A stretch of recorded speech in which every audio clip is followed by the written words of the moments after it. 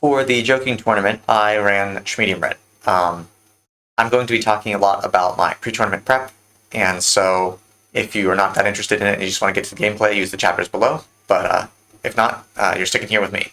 So I brought Schmedium Red because I felt like it was the deck I was most comfortable on, and even though it does require some amount of high rolling, it is pretty consistent. Other decks I was considering bringing to the tournament, I was considering bringing green-white monsters. I was considering bringing Turbo Ring, and I just felt like even though those decks could do quite well, especially Turbo Ring, if people were not prepared for it, which most people have never played against the deck, so they have no idea what to do against it. Even though they can do really well, the last thing I wanted to do in a tournament that was going to be 6 rounds long, or 5 or 6 rounds, was rely on something that is maybe not the highest level of consistency. And Schmedium Red is very consistent. Going into the tournament, I basically expected to see the top 3 decks at the time were Jeskai Green, Time Vault, and Gruul monsters. I thought maybe there'd be some green-white monsters. I also thought there'd maybe be some D&T and some RDW. And I basically felt like Schmedium had good to even matchups into pretty much all of those. For dealing with Time Vault, I had a lot of anti-Time Vault tech pieces. I had things like Harsh Mentor, which obviously pings them on all their key and Time Vault activations. I had things that dealt damage over time, Rolling Vortex, Sulfuric Vortex. Did I have any others? No, that was basically it. And the idea is that you're not trying to use those to lock your opponent out of the game. You're just using them as ways to slow your opponent down so that you can beat them with your creatures, because it turns out Time Vault, even though it does have a decent mid-range backup plan, that's mostly for dealing with blue decks. It's a little bit slow. They tend to get run over by aggro, so I felt pretty good into Time Vault. I also was testing out from MH3 Siege Smash. It should be noted that this tournament took place the day after MH3 became legal. So even though some people had been testing MH3 cards on Cockatrice the week before, or a couple weeks before, I didn't really test very much, and I suspect most of the people who were at the tournament didn't get much opportunity to test, and so MH3 was sort of a big unknown factor. But Siege Smash felt like it was pretty cool. Worst case scenario, it's a pump spell that helps you deal with red removal. And best case scenario is it buys you a lot of time against Time Vault or Shadow Spear or Pre-War Formaware. There's a lot of artifacts running around that I didn't want to have to deal with, and I hate playing a Braid. I think a Braid is not playable. But Siege Smash is, I think. Other things that I had done from MH3, I was playing Reckless Pyro Surfer. This is just a sweet 2/2 for 2 with haste. I would play it if it said nothing else, but it has a landfall ability to get Battle Cry, which is kind of nuts, and so that warranted the inclusion of fetches back in the deck. Previously, I had not run fetch lands because they're really not worth the loss of life if you don't have anything that turns them on, because deck thinning is not a valid argument in 100-card Singleton. It's not really a valid argument in 60-card formats, but definitely not 100-card Singleton. And the life loss adds up, as well as opening yourself to vulnerability via things like Opposition Agent, even Mind Sensors, Stifle. You just don't need that vulnerability, but Pyro Surfer is good enough that getting double Battle Cry triggers is worth the fetch lands.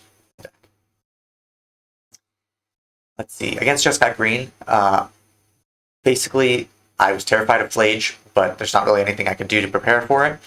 But most of Jeskai Green's threats are 4 toughness, so they're things like Omnath, Aragorn, that sort of thing. And so I was playing Fanged Flames and Obliterating Bolt. These are just good catch-all answers that get rid of 4 toughness creatures, no questions asked. I did think about some other options that are hit-only creatures, things like Roast or, Scorching Shot, something like that. And I decided that these also hit a lot of the most commonly played Planeswalkers, which made them worthwhile. And I didn't need the extra 5th damage, except for dealing with things like Shieldred or maybe Triumph. And so I thought 4 damage was enough. And these turned out to be sweet cards. So, yeah, Fanged Flames also from MH3. But RDW, something like RDW uses a lot more burn to get its damage through, and so it doesn't necessarily need to be trying to play non-face burn. But for Schmedium Red, you deal so much of your damage through creatures that all you need to do is clear the way, and your creatures have more than enough damage output to carry you over the finish line. So these were sort of meta choices for that. As is Fury, stuff like Fury. Also, to deal with the life gain from Jeskai Green, I was playing things like Giant Cinderball, Frostodon, Roiling Vortex, and Sulfuric Vortex. I did not want to be losing to Omnaths, let's just put it that way. And I was also really valuing the Exile clause on these because beyond just Jeskai Green, there was also, I've been running into a lot of pre-war formal wears or containment specialists and stuff that just were bringing back things from the graveyard, and so exiling things was something that I valued pretty highly. And then against Gruul monsters, obviously these things also help, but things like Arc Trail are also really useful, the various shocks and things, because all you need to do as a Schmedium Red player to beat Gruul monsters or green-white monsters is to take out their mana. You just want to take out their mana dorks and get underneath them, and you have a lot more interaction than they do, so if you try to play the same game as them and go long, they're going to outvalue you because they've got 4/4s and whatever, giant creatures. But if you can take out their mana, their deck actually doesn't work that well. It turns out casting 4-drops is a lot harder than casting 3-drops when you don't have mana dorks to accelerate you. So, yeah. That was basically the impetus for most of my changes. I have let's load up here. Here were the changes that I made from my base list compared to the tournament list at the time.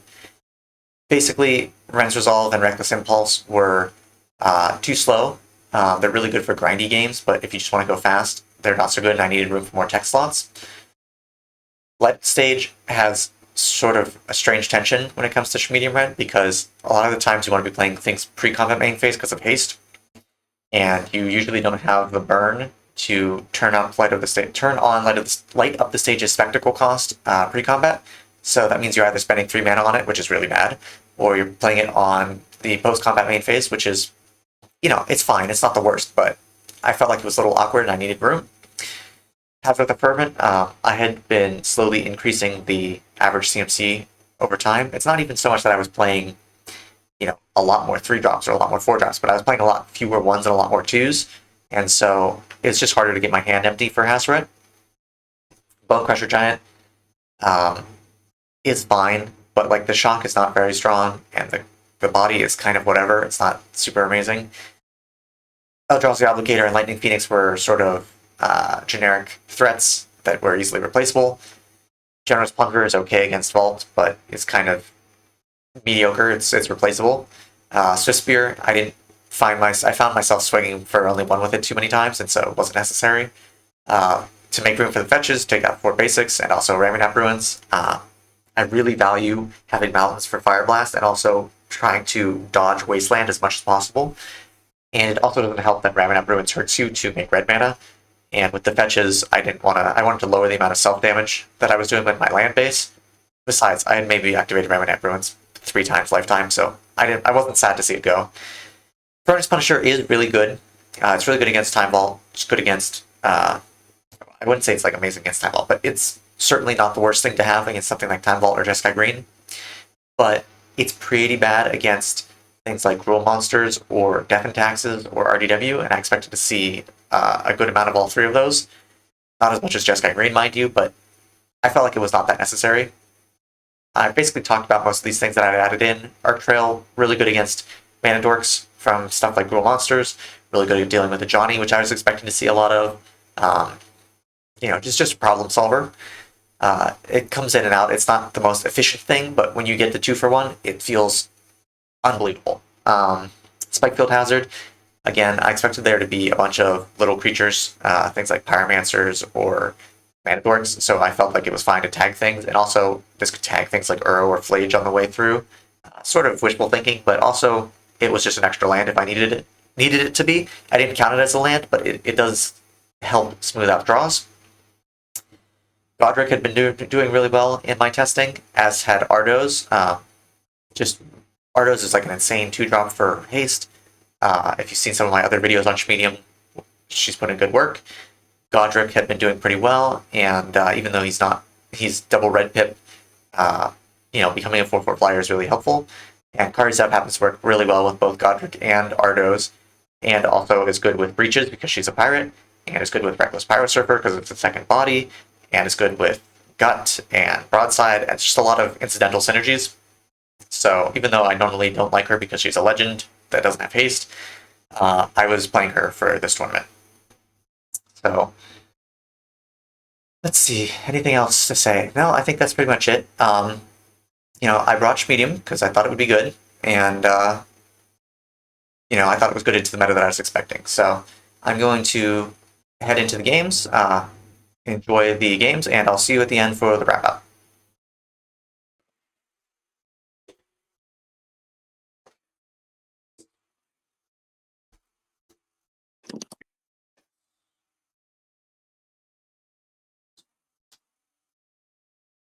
Okay. Go on the bottom. Okay. Jan starts off. Blue to Delta, go ahead. Okay. Drop.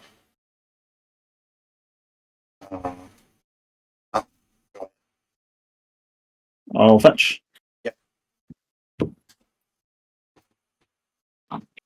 Find a shadowy backstreet. Trigger.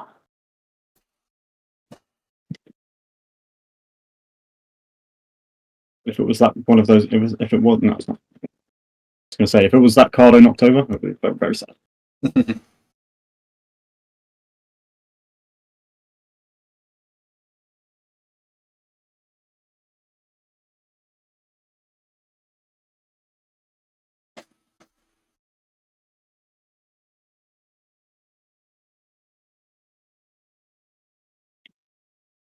You can do 3, 2, 1.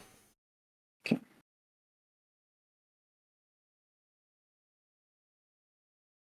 Trigger. Yep.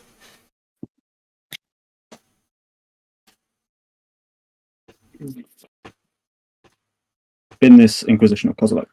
Sure. So, sure.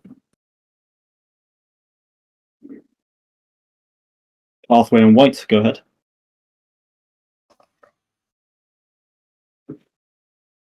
Go mountain. Mm-hmm. Cast a Mox Ruby. Yes. Cast a Rampaging Froststorm. Sure. Yeah. Unstep.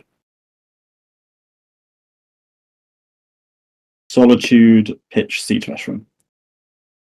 Sure. Froststorm trigger. Yes. Be exiled. Sure. And I'll cast an Yes. Orcish Blinkers. Okay. I assume you're pinging me. Yes, will do. You're at 19. Sorry, you're at 22 because I gained 3 from the Solitude on Froststorm.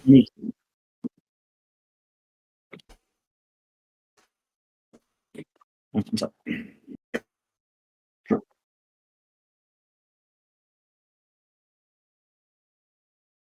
Silent clearing. Yep. Come back. Yep. Yep. Take 2 down to 20. Go. Attack. Keep.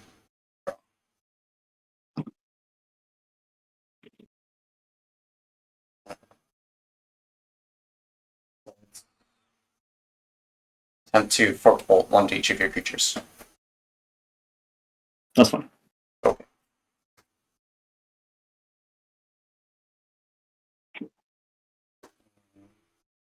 Play this Strip Mine. Mm-hmm. I'd like to hit your Shadowy Backstreet. I'll float white. I would like to move to combat. I'll cast an opposition agent.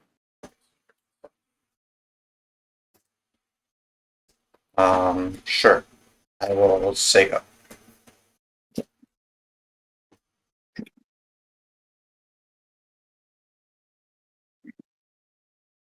Come back. I'll steering for your op agent. Sure.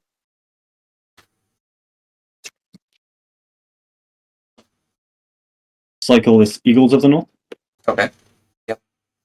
Find Scrublands. Yes. Then I'll cast this Emperor of Bones. Go to 16. Sure. Go ahead. 2 mana to adapt to. Yes. Sorry, I didn't move to combat. Do you mind if I move to combat? Oh no, I've already gone to combat. That's fine. That was post combat because Yeah. you tried to Yeah. attack with the. Yes, I did indeed. Cards in hand. 1. I'm going to obliterating bolt your Emperor Bones. Seems reasonable. Results. Gets exiled. It is. I pass back to you.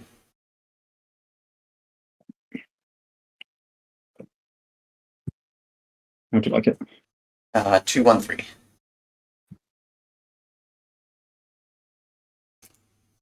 What's up? Yep. Cool. Cast a Mother of Runes. Yep. Go. Yep. I'll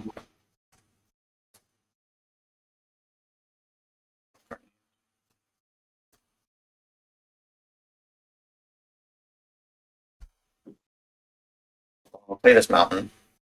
Mm-hmm.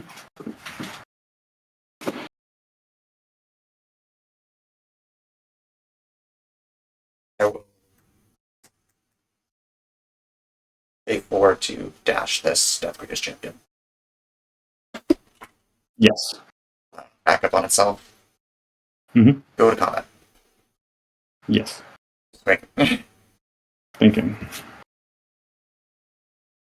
I'll sack my Silent Clearer. Go.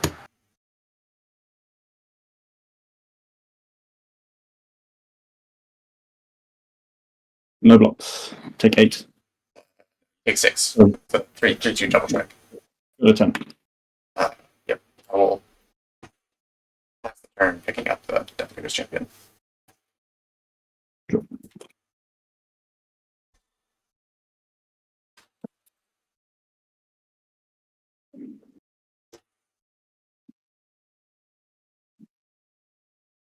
Go.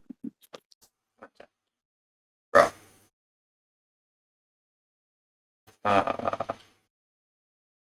We will just play the Death Greatest Champion. Not dash. Sure. Go ahead. Sure.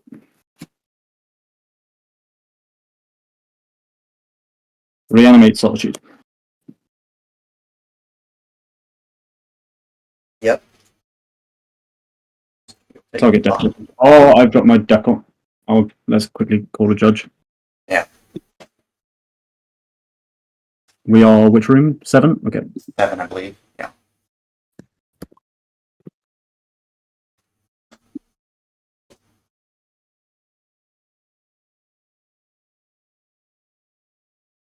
I still see 3 of those on. Yeah, just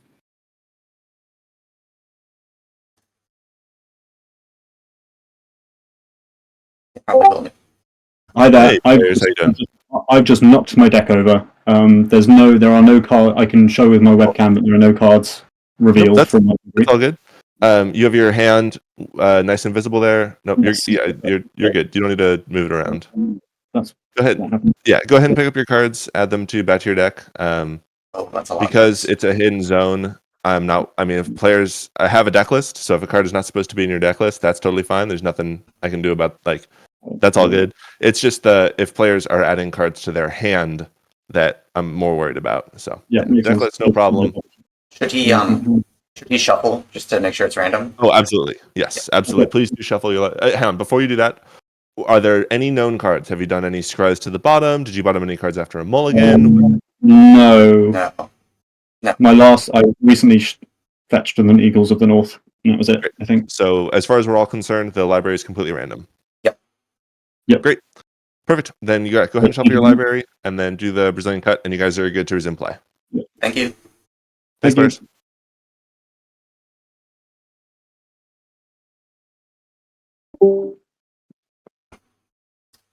New sleeves.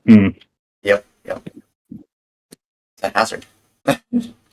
Indeed. Let's do 2/31. Sorry. Yeah, so reanimate solitude happens. Yes, so you go to 5. I go to 5, indeed. Can we target this? So I would Yes. gain 3 up to 23. Yes, correct. Go ahead.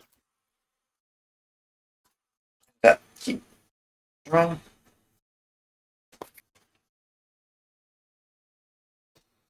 Pass. What's that? Sure. Takanuma. Yep. Combat. Yes. 3. Yep. I go to 20. You go to 8. Yep.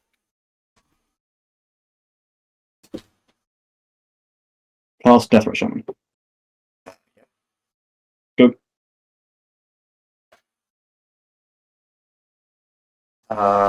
Mountain. Go ahead.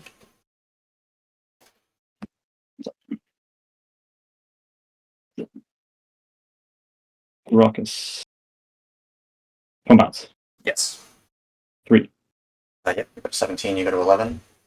Yep. I'll cast an Aethys One Canonist. Okay. Go.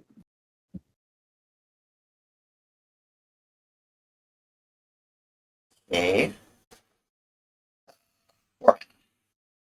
Territorial. Okay. Sure. Yes. Go to combat. Yes. Lost attack. Attack you for 6. I'll get lost it. Yes, I get 2 maps. I don't think I have maps printed out. This is maps. Well, you didn't also get a stuff some things people might give me tokens. No. I will pass the turn over to you. Sure. Combat. Yes. 5 I go to 12. You go to 14. Go.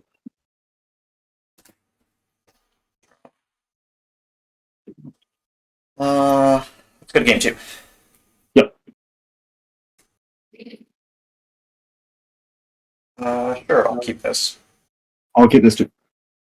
We're going to start with Mountain into a Vagabond. Sure.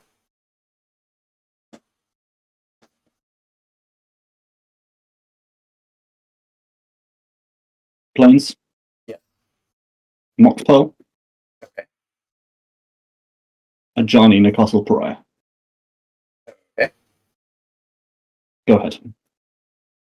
How much loyalty does that thing have when it flips? 3.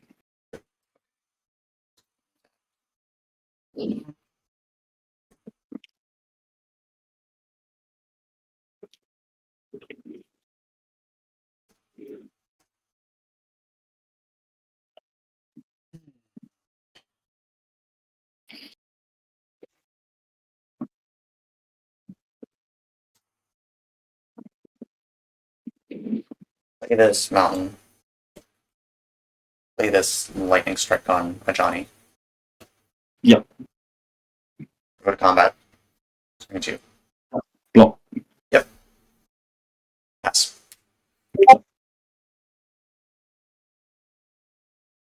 Marsh Flats. Yes. Fetch. Yep. I'll find a Scrubland. Yep. I'll cast a Benevolent Bodyguard. Okay. I'll cast a Stoneforge Mystic. Okay. Find Cauldron complete. Yep. Go ahead.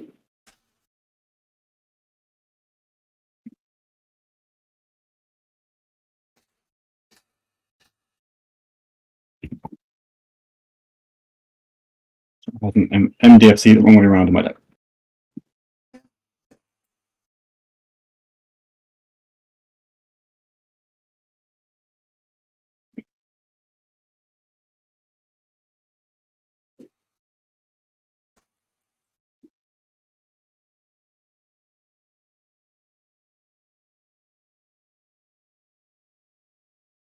Um.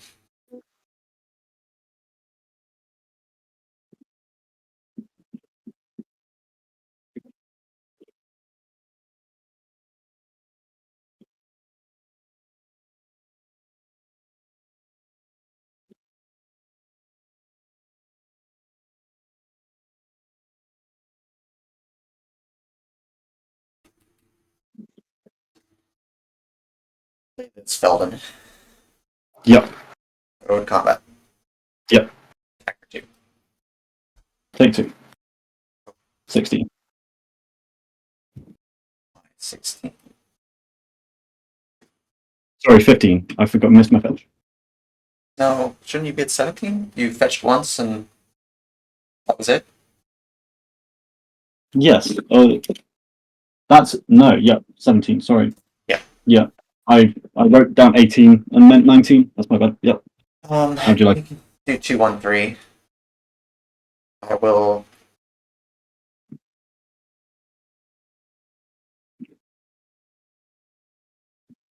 I guess I'll wasteland your scrubland. Okay. I will pass.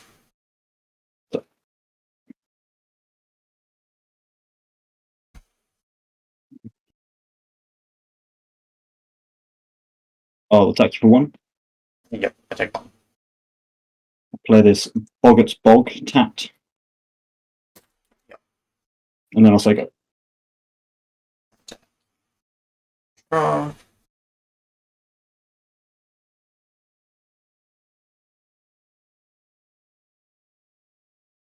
Uh.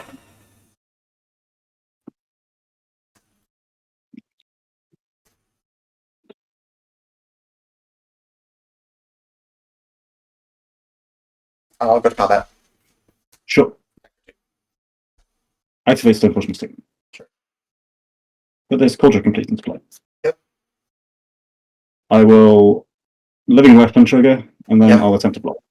Yep. With this lovely foil Phyrexian gem that I picked up today. Take 5.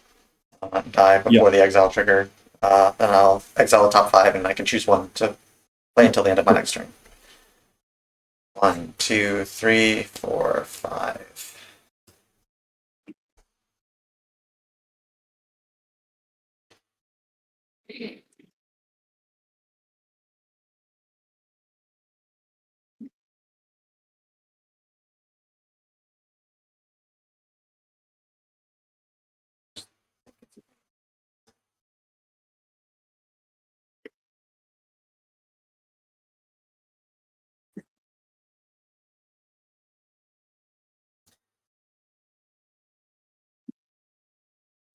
I guess I will choose this Death Breeders champion. Sure.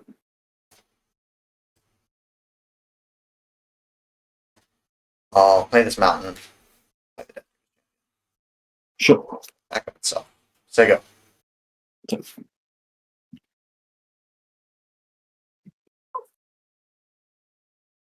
shit. Oh well. That's a lesson learned. I definitely did not just put a trap for some Catherine in my hand. Yep. I'm not sure I would worry about it. Yeah.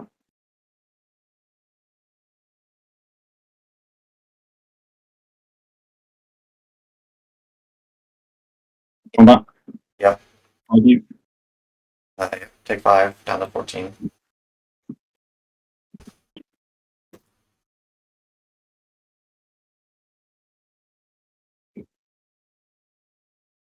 To cast a Charming Prince.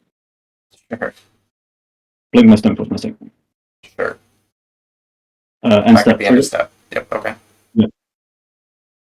Yes. Fine. Yes. Yep. I'll find a Shadow Spear. Yep.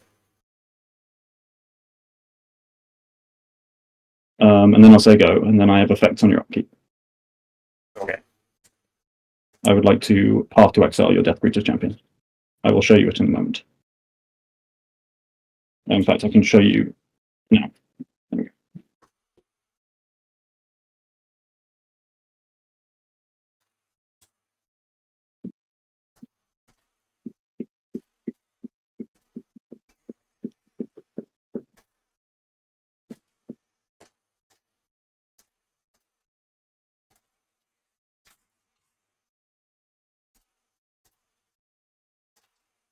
Yeah. Hopefully I can still maybe top cut even with 1 loss. Who knows? Yeah, I think it's possible. It's slightly harder when you lose in the first round, but A little hard when your opponent eye rolls you. yes. Any with class? 2, 1, 3. 2.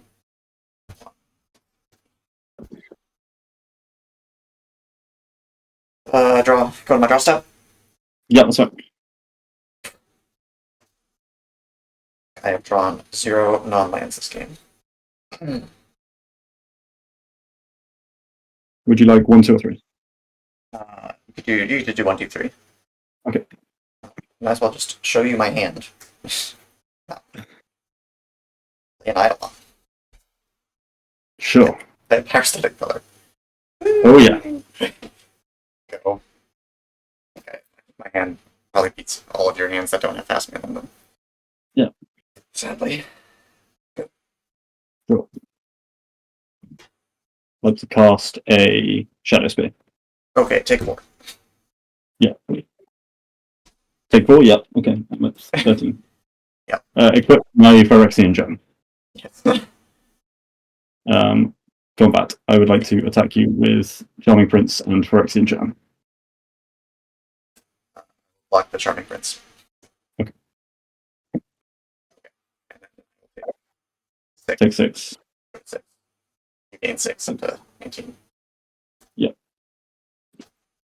Go ahead. Draw. Oh my god. Look, it's another land.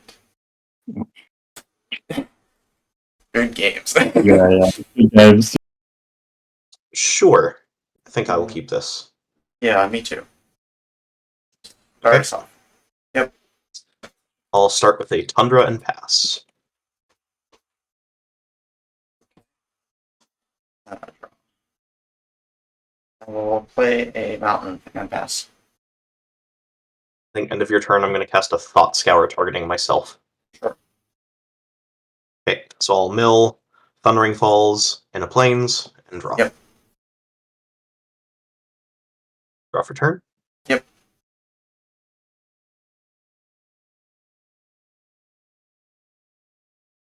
Let's play Seek from Coast and pass turn. Okay.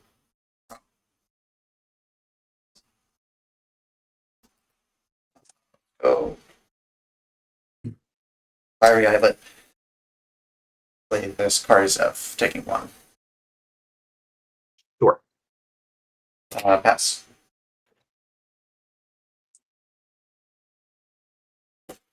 Let's play a Polluted Delta and pass turn. Okay, untap, keep draw. I would like to go to combat. You're in combat. Attack. Trigger. Yep. Um, So it's 3 coming at me in total. Yep. 3 damage. Okay, so 16. I'll go to 17. 17. That's fine. That's full. Yes, you are absolutely right. Long wait time between rounds. Yeah, you're all good.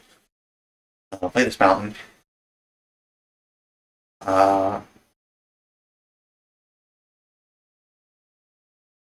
I will attempt to cast this giant Cindermoth. What does it do? It's a 4/3 trample. Players can't gain life. Gotcha.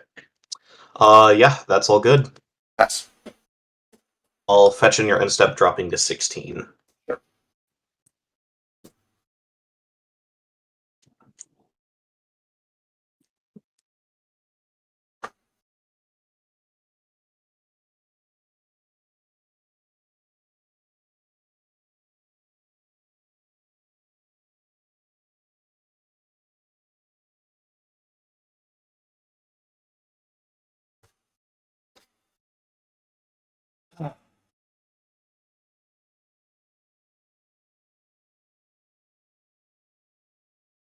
Where are you at, lands?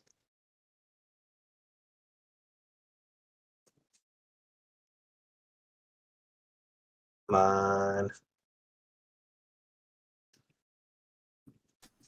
If you're looking for the red surveil land, I think you milled it. I'm going to find a Rock and Triumph. Okay. Originally, I was thinking about grabbing the red surveil land, but I remembered that I had milled it, and I was like, oh, well, Yeah. crap. Okay. So then I was looking for the Triome, and I had passed over it like twice, and I was like, where the hell is it? Yep.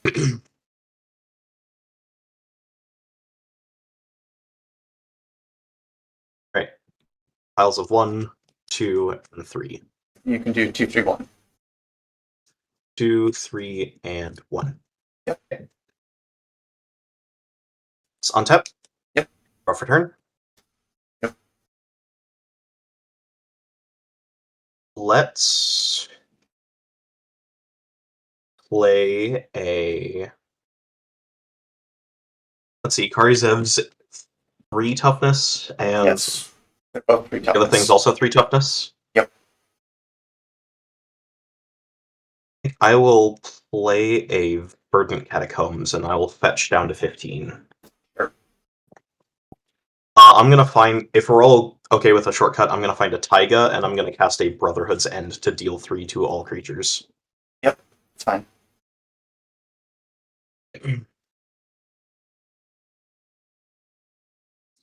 And after that, I will pass turn to you. Untap. Draw.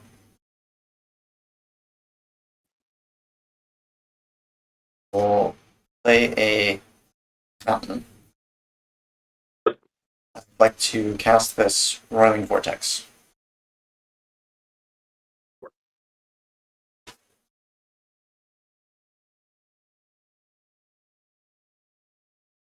Alright, piles of 1, 2, 3. You can do 1, 2, 3. Okay, 1, 2, 3.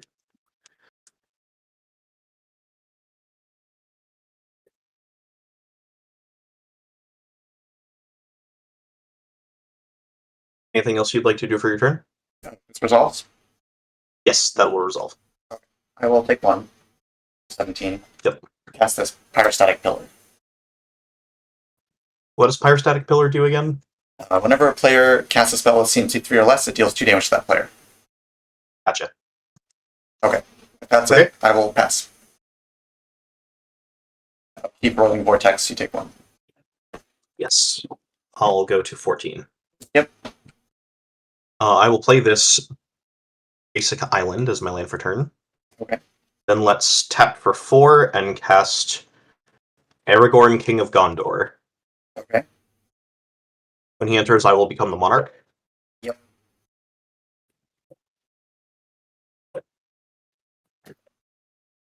Then I suppose I will just go to my end step and trigger monarch and draw a card. Sure. Here we go. Untap, upkeep, I take 1. Vortex. Draw. Trigger.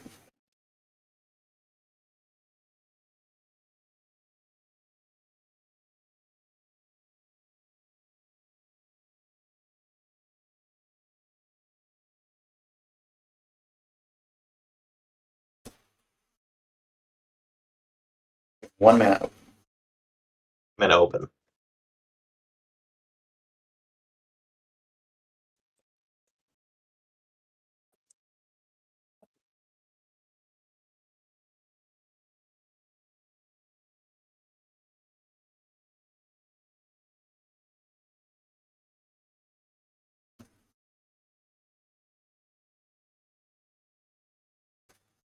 Hmm.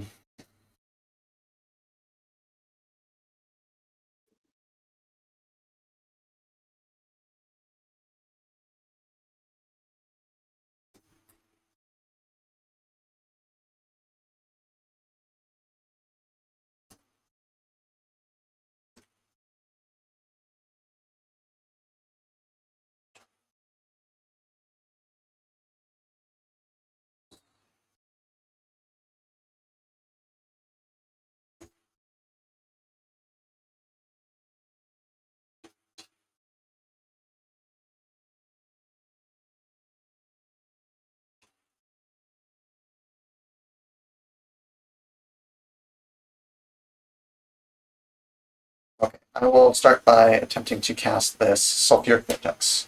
Trigger Pyrostatic Pillar to take 2. Yeah, so that puts you at 14. Yep, I'm at 14. And how does Sulfuric Vortex read? Beginning of each player's upkeep, it deals 2 to that player, and if a player would gain life, they gain no life instead. Hmm.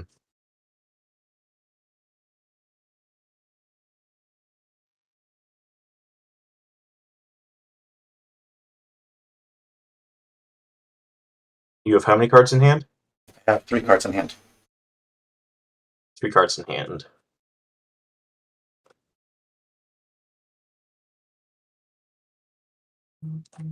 I will pass on it. Okay. I will.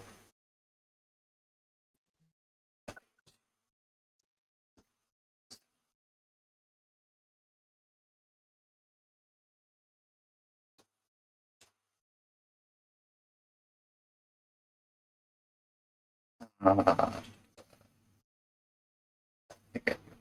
I will take 1 to make a red. Cast this chain lightning. Take 2 from that pillar. So that puts you at 11? Yes, I'm at 11. Sure. Chain lightning would put me to 11 as well. Yep. Then I will pass the turn over to you. Okay. Upkeep trigger, I'll take 3. Yep, you take 3. Go to 8. Yep. Draw for turn. Yep. Let's go to combat and swing for 4. Yes, I take 4. 7.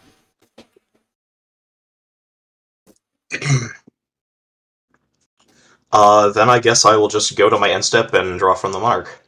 Sure. Go ahead. Okay. Untap, upkeep, I take 3 down to 4.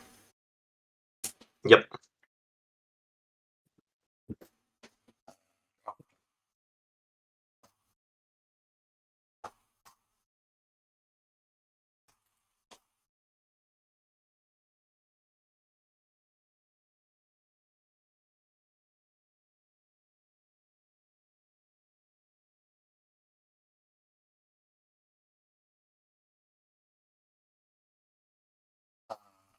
I don't think I have a good out otherwise, so I will tap 4, going down to 3.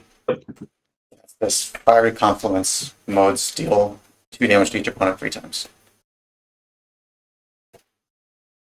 I'll cast a reprieve and trigger the vortex and take 2. Or, yeah, the pillar and take 2. I'll go to 6. Bounce back. Yeah, and then you just kill me on the back swing. Okay, game 2. This is better. This is a lot better. All right. So let's take this one and put it on the bottom, I think. Okay.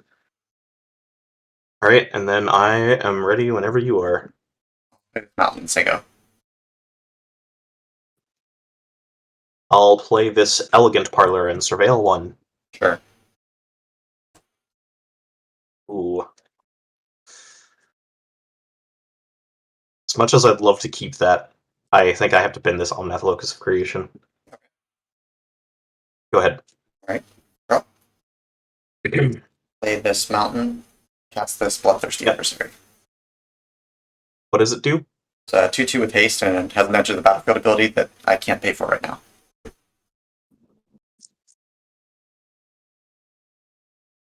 think I will force a will that Itching gives ungiven. 19. I will say go.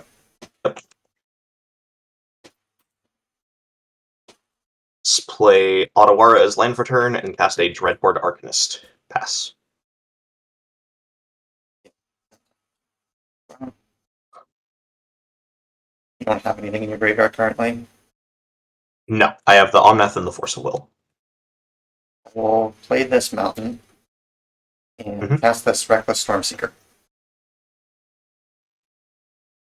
Yep. Okay, it is day. We'll go to combat. Stormseeker target itself. We'll attack for 3. So it gets +1/+0 haste. Yep, so it's a 3/3 with haste. Okay. I will take 3 and go to 16. Yep. Then I will pass the turn. Okay. Drop. It's not the best.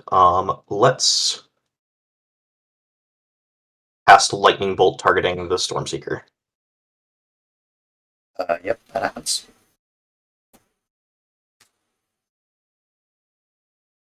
And I'll go to combat, and I'll attack you for 1. I'm going to decline to cast Lightning Bolt off of the Dreadhorde Arcanist. Sure. I got 19. Pass turn. Untap.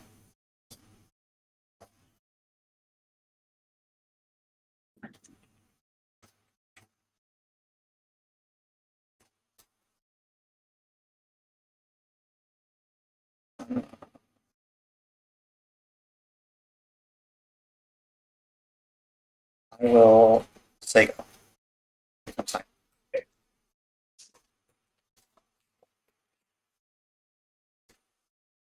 I will cast an Opt. Yep. I'll scry 1. I'll put that to the bottom. Yep. And draw a card. Yep. I would like to go to combat. Sure. I will attack with Dreadhorde Arcanist. Attack trigger, I am going to target Opt. Yep. So I will recast Opt. I'll Yep. scry 1. I think we will leave that on top this time, and I will draw it. Okay, I take 1. Then I'll pass to you. Okay, come stay time. Okay.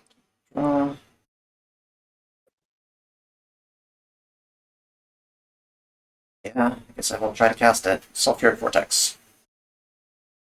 Yep. At the beginning of each of our upkeeps, we take 2. Yep. And if we would gain life. Alright. Yep. Yeah, and then if we would gain Upkeep life, we trigger, gain I'll life. go to 14. Yep. Draw for turn. Yep. Let's cast an expressive iteration. Sure. 1, 2, and 3.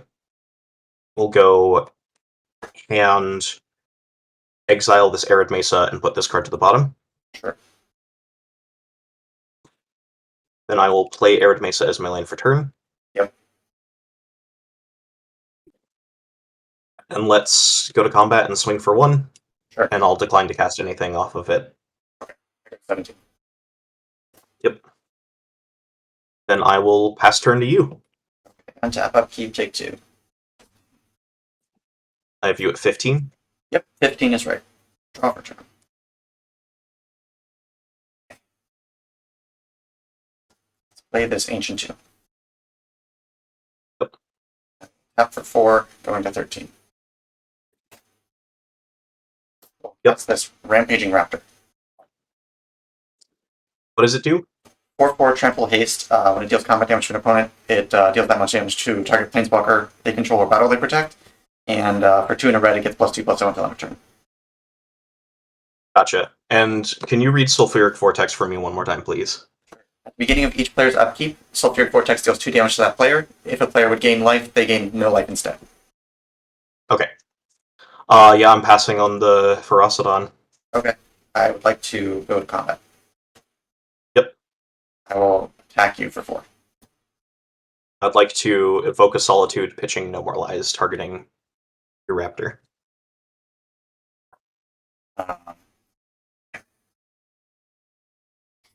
Sure. Yes. I will not gain any life. Yep. Cards in hand. I've got 4 cards.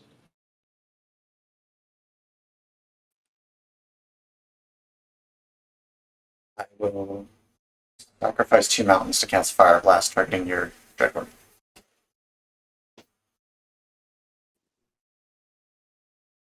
Fire Blast targeting Dreadhorde. Yeah.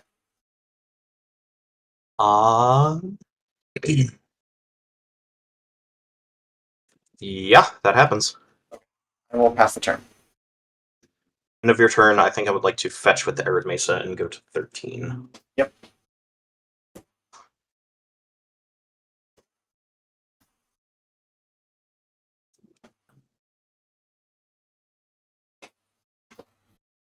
I think we're going to find this Meticulous Archive and we're going to surveil one. Okay.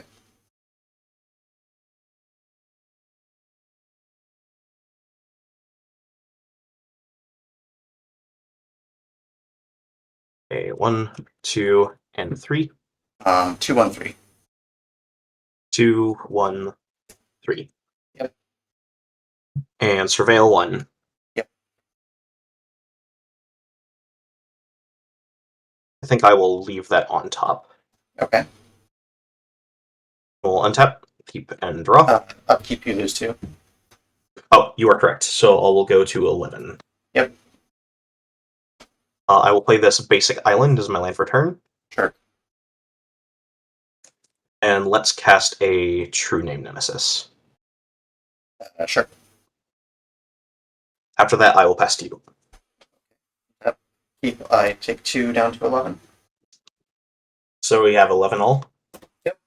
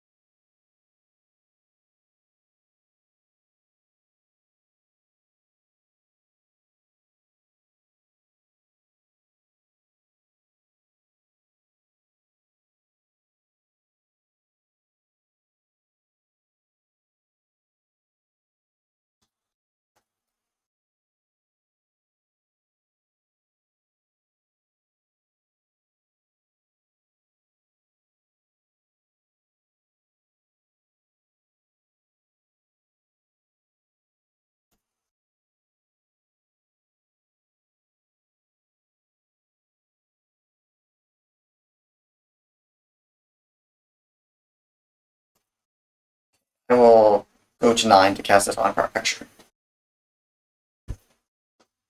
Yep. We'll pass the turn to you. Uncrop Crasher is a 3/2 that you can exert to make it so something can't block. Is that right?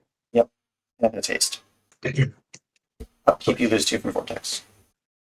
Yes, down to 9. Yep. Let's play this Steam Vents tapped. Yep. And I'll go to combat and attack you for 3 with True Name Nemesis. I take 3. 6.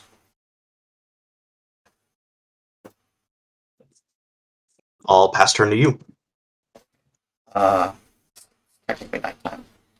Upkeep, I lose 2 down to 4. Yep.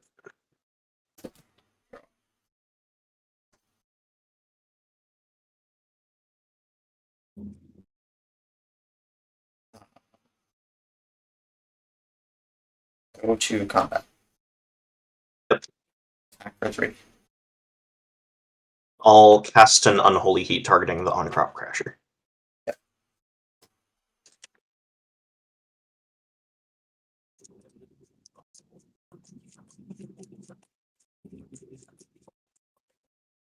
I think this is going to work, but it's my only out.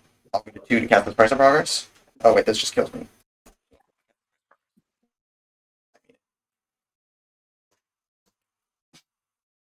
Well, it would kill. If I was supposed to I think it would just kill you, because I would go to 1. Me. I was supposed to wait till your upkeep. It doesn't matter. I think you have a counter spell. Yeah. I have a reprieve for it, yeah. Yeah. I just drew so horribly. Alright. GG's. GG's.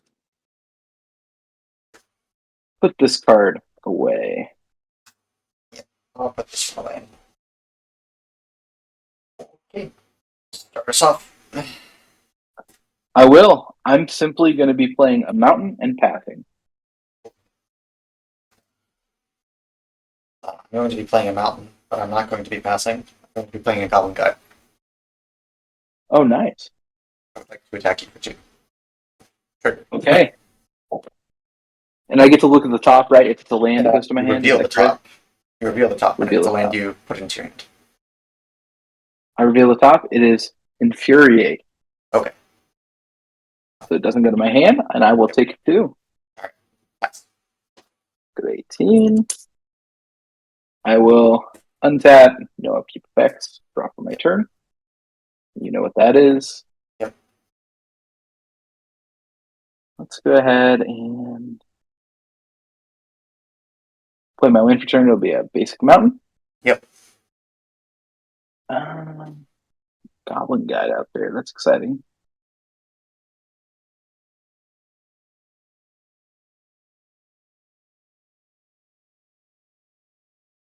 I'm going to pay 2 red mana. Okay. I'm going to cast Eidolon of the Great Rebel. Okay. Yep. I will pass. So, any spell with mana cost 3 or less, and Eidolon will deal 2 damage, which I feel like that could be both of us. Yeah. I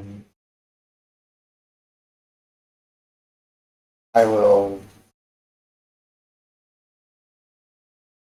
go to combat.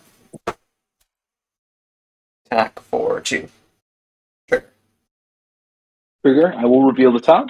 Yep. It is a basic mountain, so Yep. that will go to my hand. Is that right? Yep. Okay.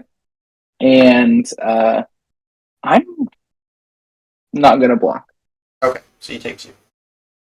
Take 2. I'll go to 16. 16. I will play this City of Traders. And I will cast this Breach's Eager Pillager, taking 2 from your idol. Ooh. Do you know what this one does, or do you want me to read it to you? Yeah, will you remind me? It's new, and I've kind of Okay. heard about it, but I just want to make sure I understand It's it. a 3/3 first strike, and whenever a pirate I control attacks, I choose one that hasn't been chosen this turn. I either create a treasure token, exile the top card of my library, and I can play it this turn, or target creature can't block this turn. Nice. Cool. I will pass. Did that cost 2 mana? Or 3 mana? 3. This taps for 2 colorless, so. Yeah. Yep.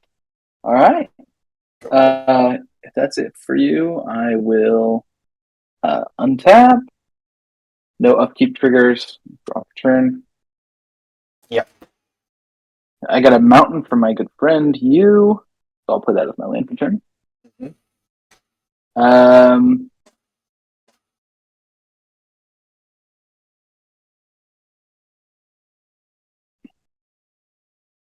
I'm going to go ahead and tap 2 mana. Okay. And I'm going to cast a Blood Feather Phoenix. Cannot block. It's 2/2 flyer. Take 2 from your idol. I will take 2 from my own Eidolon. Can't forget that. Love Eidolon, but I hate remembering every trigger. Yeah.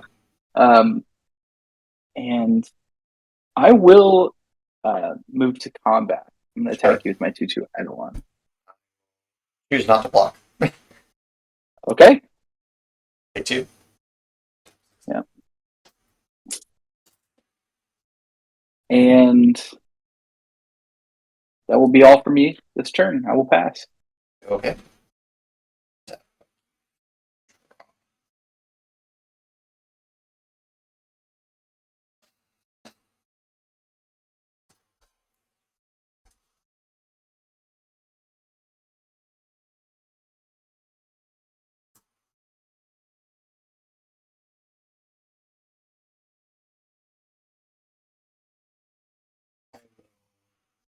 Go to combat. All right. Attack with both of these. There's a Goblin Guide trigger, and I will choose to make a treasure with breaches. You got it. Goblin Guide trigger. Yep. I reveal a Strip Mine. Okay. I'll put it on my hand. And then I got 5 coming my way. Yep, that's 5 damage. I'll take 5, going to 9.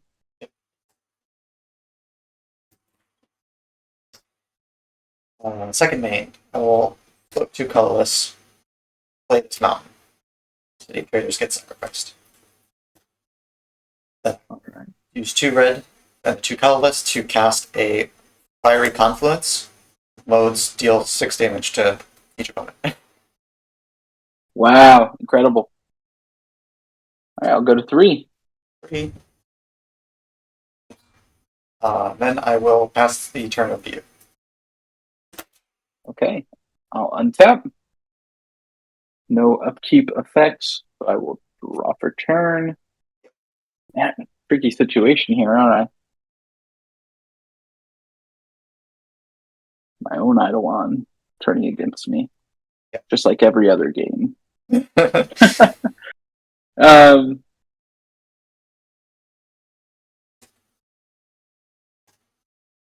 okay.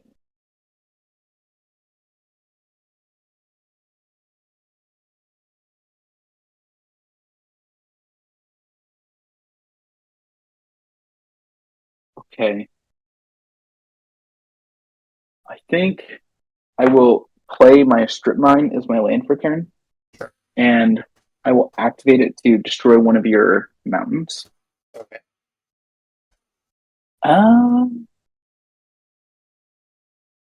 I guess my Phoenix can't do anything other than attack truthfully, so I'll move to combat and attack with my 2/2 Blood Feather Phoenix.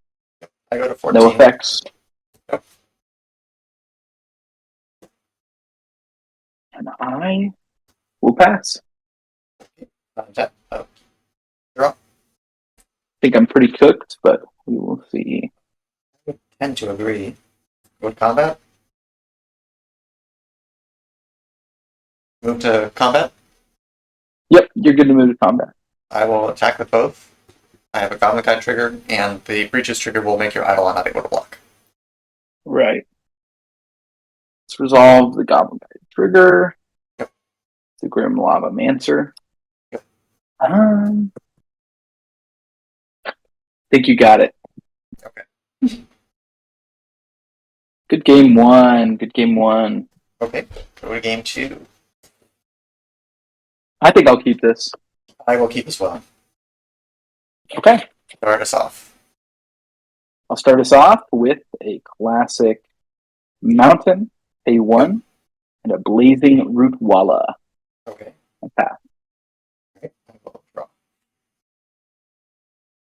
We'll play this mountain, and I will say go. Okay. Untap, no upkeep effect. So go ahead and Yep. draw. We'll play a Mountain. Yes. Activate my Blazing Root Walla, move to combat. Attack you for Sure. 3. I'll go to 17.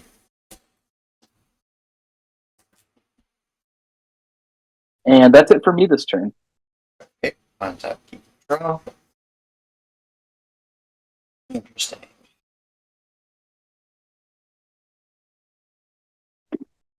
Play this Den of the Bugbear. I will cast this Chromox. I will imprint and incendiary flow. Okay. Then I'll spend 3 mana to play a Reckless Stormseeker. Ooh. You might have to remind me on that one. Sure. It introduces everyone's favorite mechanic, which is day and night. Awesome. Yeah, it's a 2/3. It's not that bad. At the beginning of combat on my turn, target creature I control gets +1/+0 and haste until end of turn. And then the backside, when it flips over, is a 3/4, and the trigger gives +2/+0 trample and haste. Okay, wow. So I would like to move to combat. You got it. Move to combat. I will target itself, so it's a 3/3 with haste. A 3/3 with haste. Attack I for will 3. take 3. Then I'll say go. 17.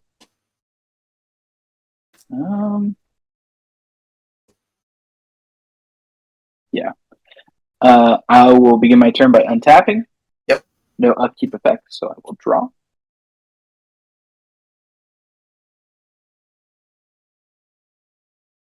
Play my land for turn, which will be a basic mountain. Sure. I will additionally.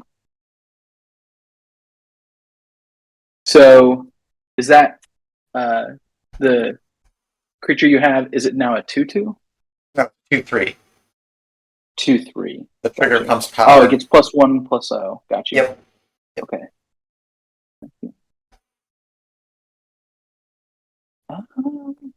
I will cast a Mox Emerald. Okay.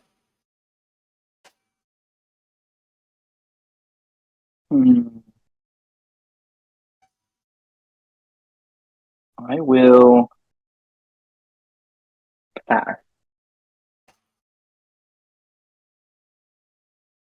Sorry, are you going to combat? Nope, I'm gonna pass. Oh, Going you through pass. combat. Okay. I will untap. I think I might keep draw.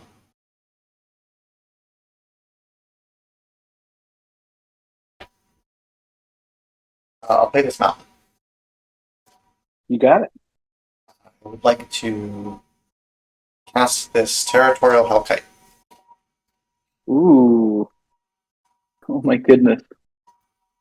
Do you want me to read this to you? Yeah, that'd be great. Okay. It's a 6/5 flying haste. At the beginning of combat on my turn, it chooses an opponent at random, so it will always choose you. I'm sorry, there's Right. ambulance in the background. And it attacks that person each combat, and it can't attack the same person 2 combats in a row. So Gotcha. every other combat, it basically taps itself. Otherwise, it's always attacking you. Gotcha. I would like to move to combat. You got it. I will put the Reckless Storm Secret Trigger on the Hellkite. So it's a 7/5. And then I will attack with both. Okay. I will declare my Root Walla as blocking the 2/3. Sure. And I will activate its ability to make it a 3/1. Yep. But then I'll take 7 in the air. Yep, takes 7 out of 10. He's traded. Yep. I get to continue tracking day and night, even though it doesn't matter for the rest of the game. Pass the turn. All right. I will untap, no upkeep triggers. So I will drop turn. Okay. Play my land for turn. It will be a basic mountain. Yep. I'll pay a green and a red. Okay. I'm going to cast a Cemetery Gatekeeper. Sure. When it enters the battlefield, I'm going to exile your Stormseeker? Stormseeker. Sure. So whenever a player plays a land or casts a spell, if it shares a card type with that, so a creature, the Cemetery Gatekeeper will deal 2 damage to that player. Yes. And it does have first strike, although I don't think that matters against a giant Hellkite, but I will pass. Untap. Keep. Draw.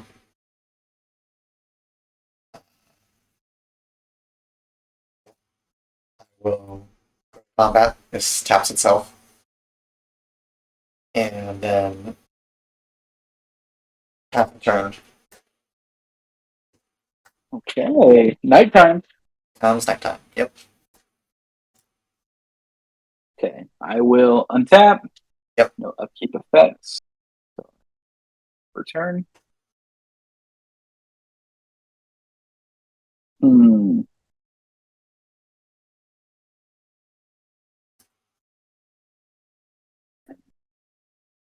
Can you remind me of Den of the Bugbear, what its activated ability does again? Sure. For 3 in a red, it becomes a 3/2 goblin creature that, when it attacks, makes a tapped and attacking 1/1 goblin. Got you. Yep. Okay. I think I'm going to play a Demolition Field as my land for turn. Okay. I will just go ahead and activate it to destroy your Den of the Bugbear. Get to search for a basic. Yes. And I also get to search for a basic. Okay. And they go onto the battlefield, not tapped, they just go straight on. I will get a I guess I should technically float it red. I'll float it red. Oh, I missed it. Mountain. There's a mountain. Not Here's that my one. mountain. I'm gonna put that on the battlefield. And I get to introduce a random point where we both have to shuffle our decks and then do a whole Brazilian cut. I know. Yeah. We got plenty of time. We're not. I don't think we're hurting for time around. Yeah. I don't think we're gonna be pushing the clock this. Yeah. I mean, I applaud the people who bring blue decks, but I wanted to eat between rounds, so. Right. Right. I don't even know what to do about that Hellkite, truthfully. But I'm just gonna press in the heart of the cards.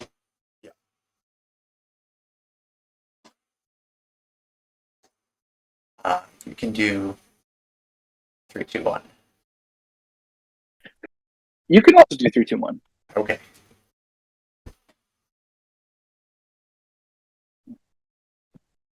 One.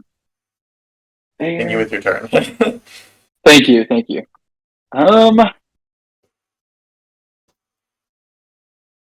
Okay. So that thing's gonna attack me next turn. It's gonna hurt really bad. Yeah. But I think I just have to keep mana up and stay vigilant. So I will pass. Okay.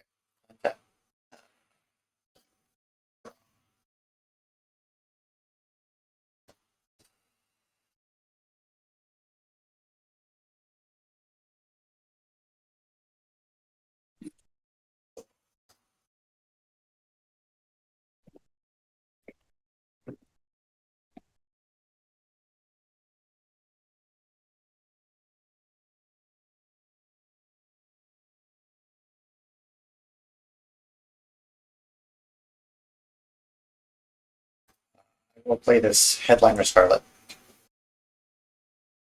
Ooh, is this a clue card?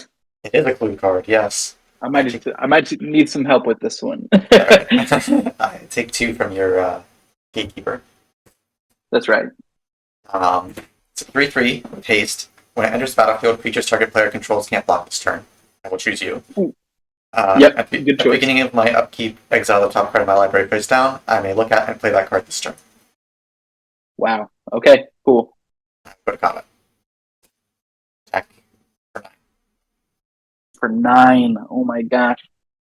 I guess I could block the. No, I can't because I have that effect. Yeah. So 9 will put me at 1. Yeah. Would your lightning bolt? Or shock. I'm tapped Or out, lava spike. but I do have this Fire Blast. I was about to. Fire Blast was the next one I was gonna say. Yeah. I was like, That'll or be lava important. spike or Fire Blast. All right, you got it, man. Good game. Good game. No idea what you're playing. I guess I'll try this hand. Me too. Okay. Sandstone Needle. Pass. Oh, okay. I know what you're playing. That's the one that those decks don't play typically. How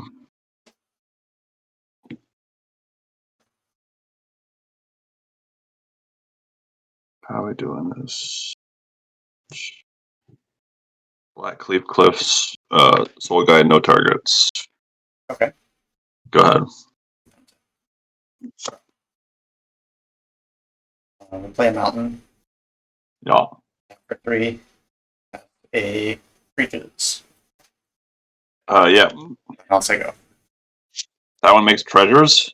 Yeah, makes treasures or exiles cards off the top of my library or makes creatures unable to block. Sweet.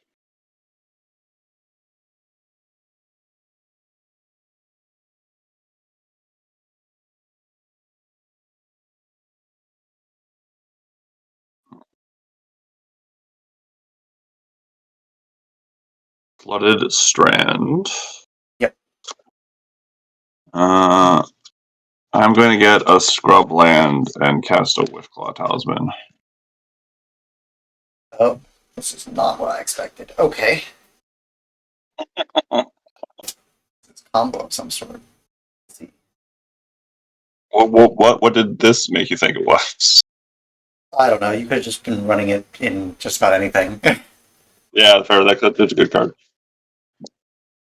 Terrified of I don't know. Reanimator. I saw Black Red and I was like, oh, surely you're playing goblins. Oh, I've had enough for a bit. Anything that spicy from the new set, surprisingly. Mhm.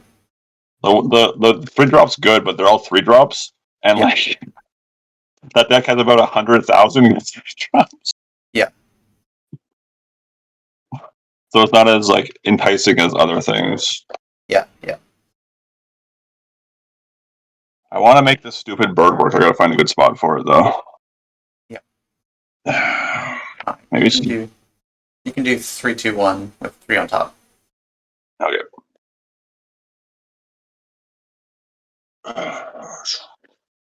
Then I'll pass.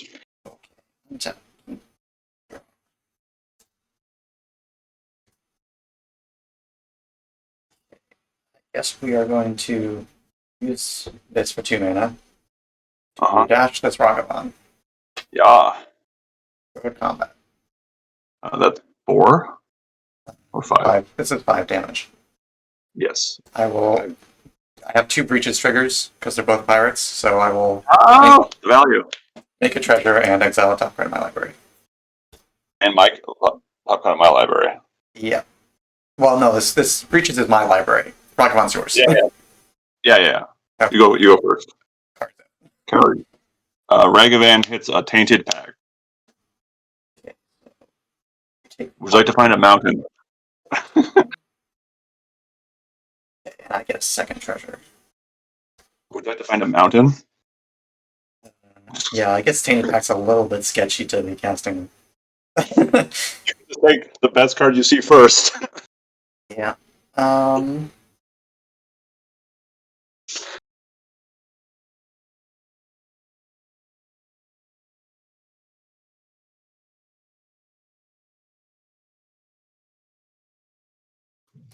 I will play this mountain from my hand. Do it. And I will play this Mono Faces Kakazan. Yeah. And you 1. 13. And I will use 1 treasure to play this Pyrostatic Pillar. So not playing Tainted Pact. No, I'm not playing that. Oh, the Pyrostatic Pillar is Eidolon? Yeah, it's Eidolon without a body. 2 mana or less, yeah. CMC 3 or less, 2 damage. Yeah, okay. Go to my instead, pick up Ragavan. Yep. Well, my hand hates this board, so that's good. Still hating this board, sweet. How do I... Oh, this is not good. How much damage does this hand deal to me right now?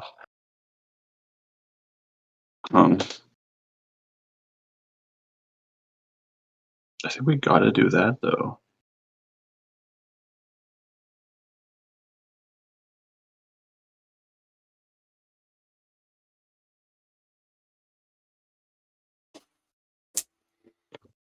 That requires that also. Okay. I'd like to give you this Wishclaw Talisman. Okay. Then I'm going to double check to make sure there's nothing better I could do. Is that better? Does it matter? I guess it puts that in my... Sure, actually, I'll do that way.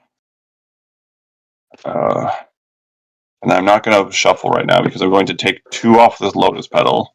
Okay. Yep. Then I'm going to take 2 off this Dark Ritual. Okay, you're at 9. And I'm going to beseech into a 1 ring.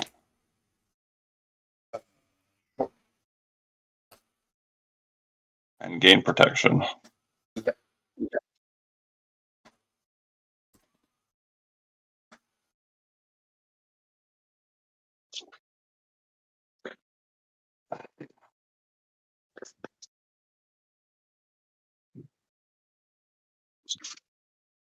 No world war. No. That's way too high rolly, but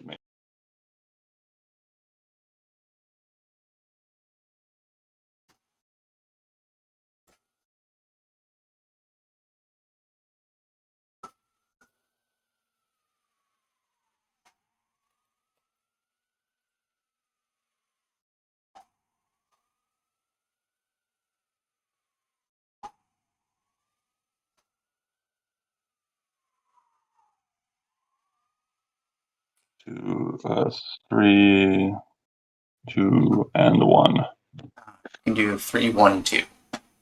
3 on the bottom? 3 on the top. 3, 1. Oh, okay.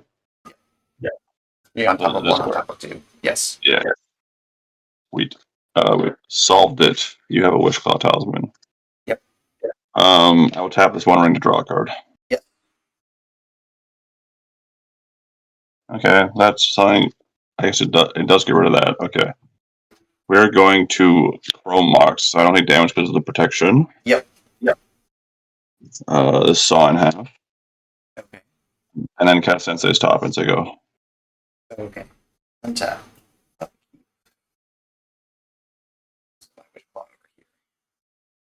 Yeah. It's down price of project. Price of progress.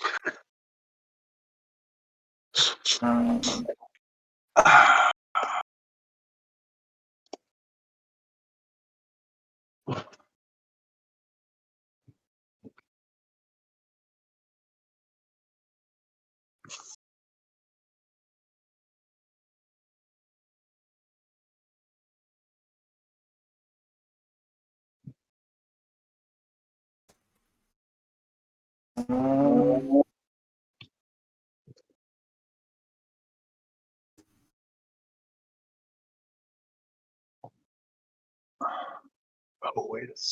Oh, that's maybe interesting. Huh.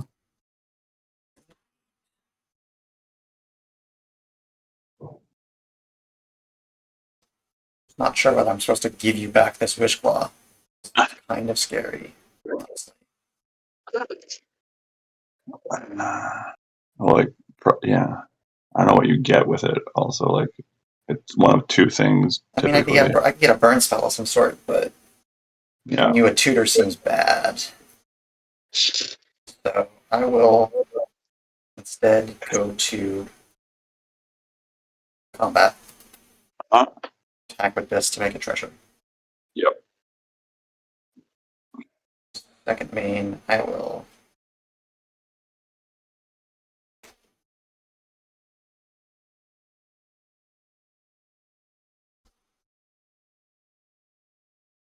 Guess I will just play this Ragabond, taking 2 off of my Parasitic Pillar. Comes in with a counter because of the kimono. Yep. And I will pass to you. Okay.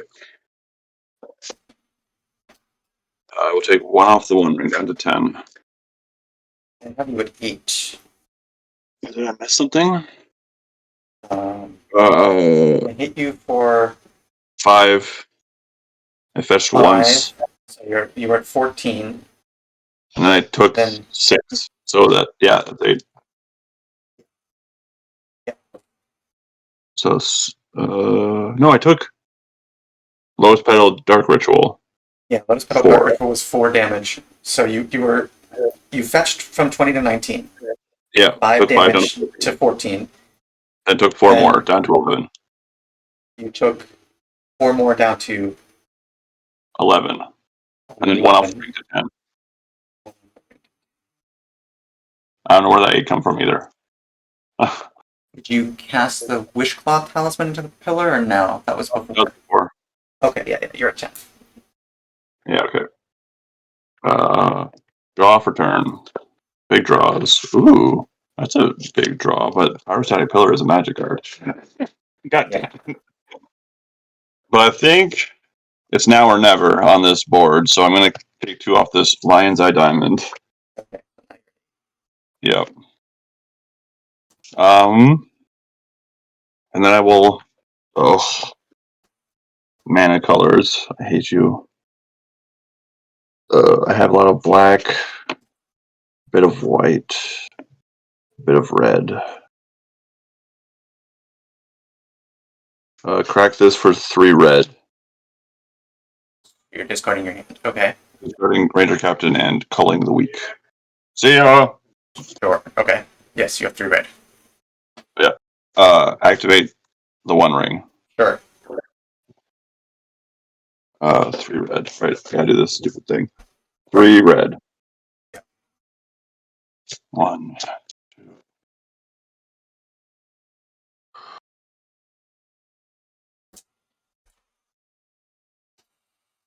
3, 4, 5, 6. Land for turn is 7.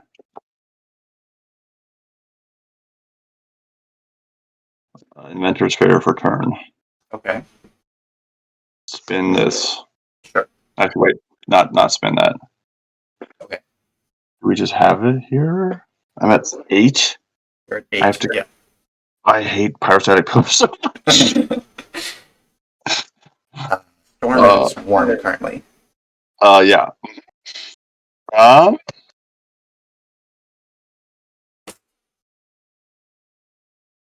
That hits pillar, that hits pillar, that hits pillar, that hits pillar, that hits pillar, that hits pillar, that hits pillar. Oh my god. I'm going to whatever. Let's just cast Enlightened Tutor. Okay, so you go to 6. Any responses? No. What are you tapping for in the computer? Oh, sorry, that's not the one. Yes, it has to be this one. Yep.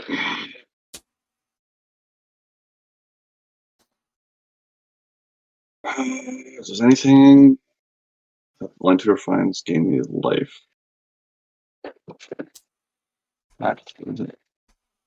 This is the point where I should have put a sculpting steel in this thing.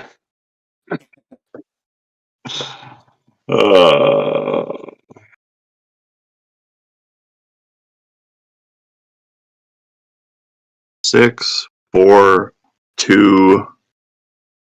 That. You know what? Sure. Well, fuck it. We ball. I'm gonna put a breach on top. Now, if you want to have shock or shock or shock or maybe shock.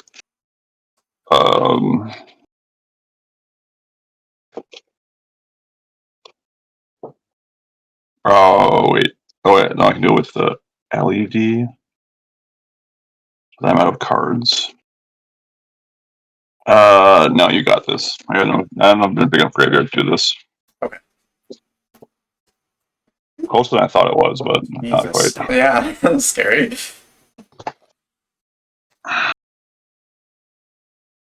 Definitely going.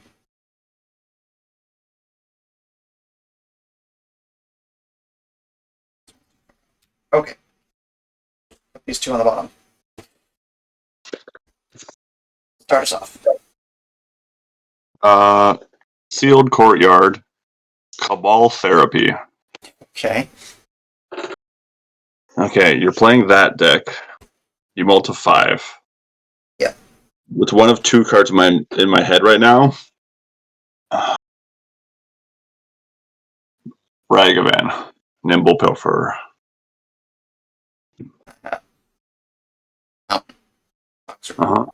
Siege Smash. Searing Spear. Scat Pen Berserker. That's pretty good. 5. Then I will pass the turn. You want me to play out, or do you want to write them down so I can pick them up? I'll just write down the spear. Is that the new one? The Siege Smash? Yeah, it's +3/+2 and trample or destroy target artifacts per second. Yeah. Okay. Scab, Clan, Searing. Yeah, you're good.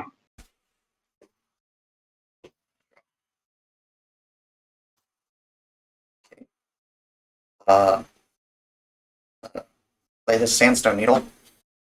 Oh no! There you go. That was a good draw, deck. Ditcher Supplier. Okay, yeah. Trigger. That's like Wasteland? Yes. 1, 2. Hoarding, Broodlord, Inquisition of Kozilek, Mistress Bauble. Yep. I will then play a mountain, cast Sensei's Divining Top, Okay. and then supplier your Scap Clan Berserker. The capital Oh, therapy. yes, right, because, yes, because it's a creature. Yeah. Cathar Commando, Badlands, and Caracas.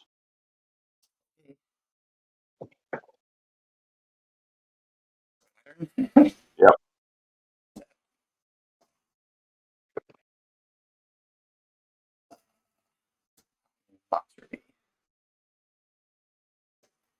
Cards in hand?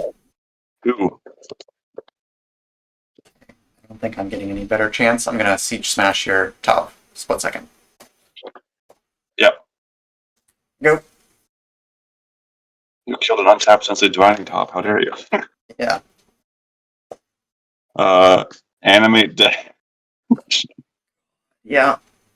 I'll have this 6/6 in play. Trigger. Yeah. I will play an Urza's Bauble, and I think I know what I'm finding. Actually, do I know what I'm finding? It's a weird one here because I don't know how you can kill a 6/6 anyway. So I'm actually gonna find that. Sure. This can be exiled.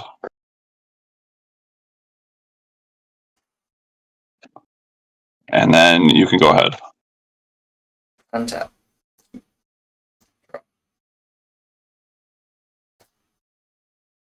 How am I going to kill a 6/6, he says. I will Searing Spear your guy. No! I'll Lightning Strike your guy. No! Yeah.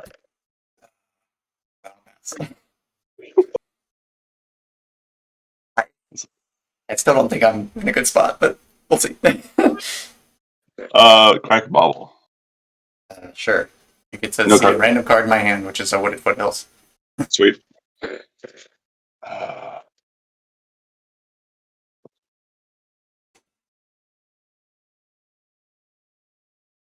Well, I'm glad I didn't get Saw in half. Yeah.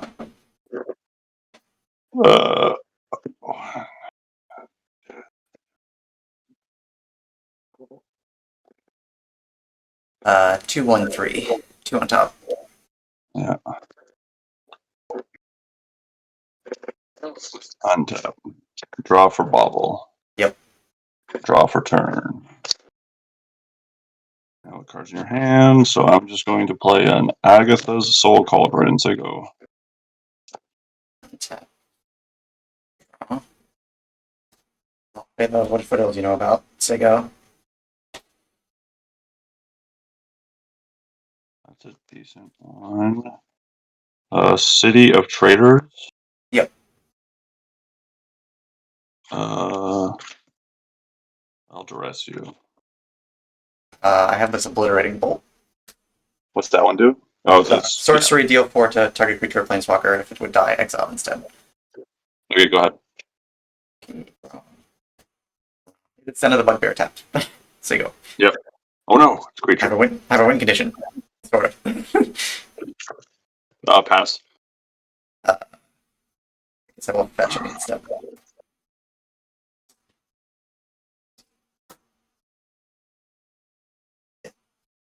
Surprise. Basic mount.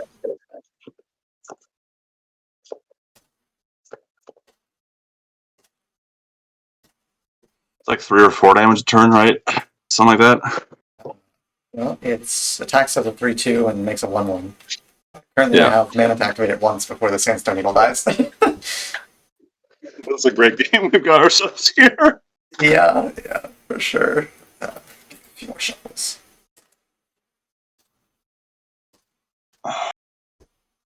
It's turn 4.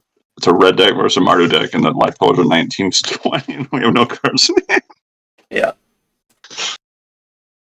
Or maybe turn 5. I don't actually know what turn it is.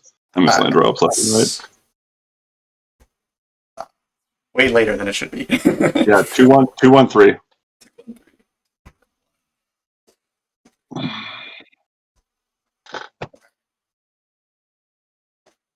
Untap. Upkeep. Draw. Okay, well, we're gonna spend 4 mana to animate this Den of Bugbear. I take 4. You have a 1/1. Attack, make a 1/1. You take 4. 19 to 16.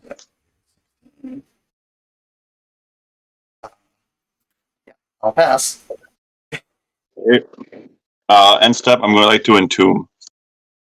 Yeah. I'm going to entomb Savine's Reclamation and hope I draw land. Okay. It's a bold strategy. No, it seems good. Yeah, it seems like the best line at the current moment, which is kind of why you play that stupid card too. I didn't even think about Sabine's Reclamation. I'm like, what are you going to get? Like a from the catacombs or something? Like what? Yeah, if I draw land, I also it kills my city, so I can actually get back the city and the animate dead. That's pretty sick. Just pure value. Then I have enough mana to cast a 3-drop with it afterwards? Huh. Yeah.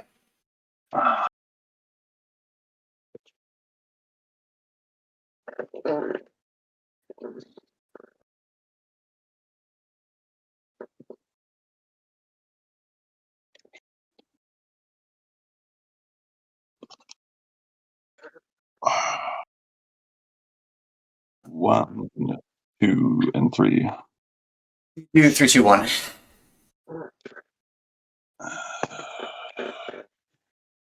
I believe in you. Ah! Play this seat Vault of Whispers. Yep. Floating 2 off the City of Traders, yeah. Yep. Flashback, Savine's Reclamation. Yep. Doing the thing I said, getting back this, and Animate Dead, and this. Yep. Okay.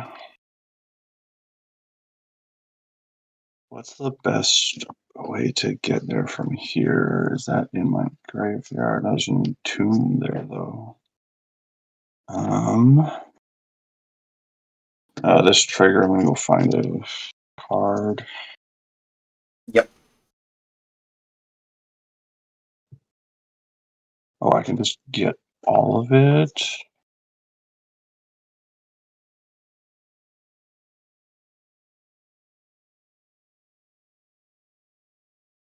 You have 1 red mana available. Yep.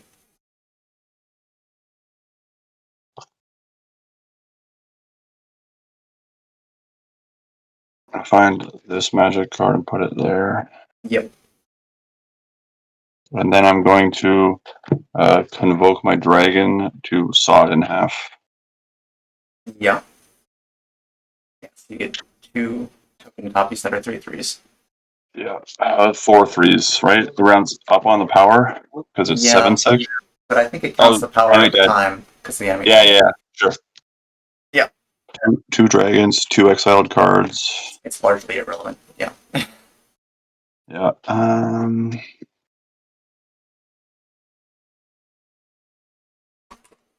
I'll find this one now, and this one.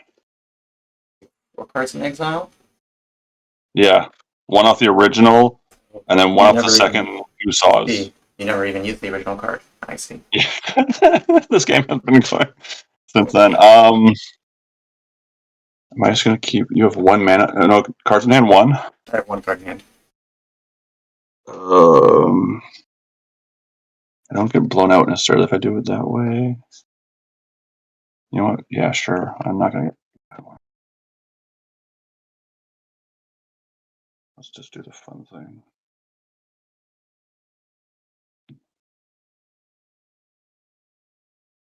Oh, wait, that works. Hold on a second. I'm an idiot. Yeah, we'll just get that. We'll line it originally. Okay, I'm going to cast a Lion by Diamond. Yes. Crack it for 3 red. Yep. No cards in hand. Cast Underworld Breach. Yes, you have 1 red for it. Yeah. Convoke my 2 dragons. Yeah. Cast Wheel of Fortune. Uh, I have to finish shuffling now. okay. I have a loop. Yeah, you can just start spinning the wheel of fortune. With my LED to keep casting. Yeah. Don't think I have an out at this point, so I will concede.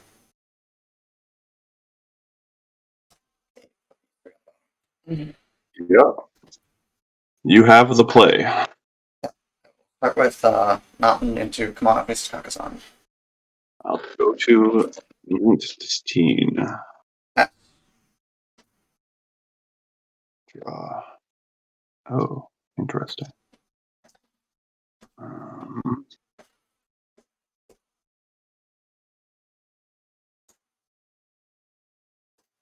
going to go Arid Mesa, Mana Crypt,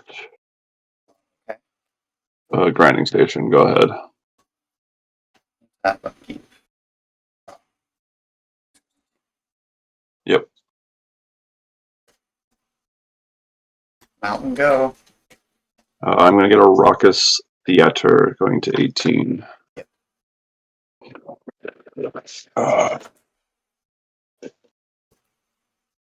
Surveil lands. Yep. Are you splashing one in that deck yet? No. You're playing fetches? Yeah, I only recently added fetches though, because of the Reckless Pyro Surfer from MH3. Before Sure, that, sure. I wasn't playing fetches before then. That seems pretty good, actually. Yeah, that seems nuts. Yeah. Stacking Battle Cry or whatever it does. Yep.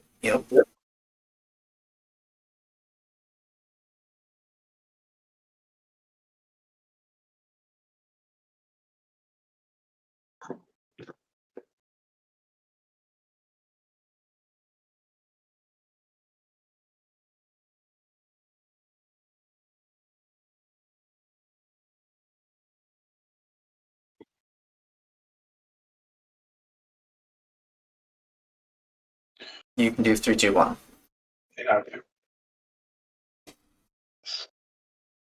Surveil Trigger. Yep. Pin this Urza's Bobble. Evens will be safe. Odds will be damage. Take 3. Lightning Bolt for you. Tap draw.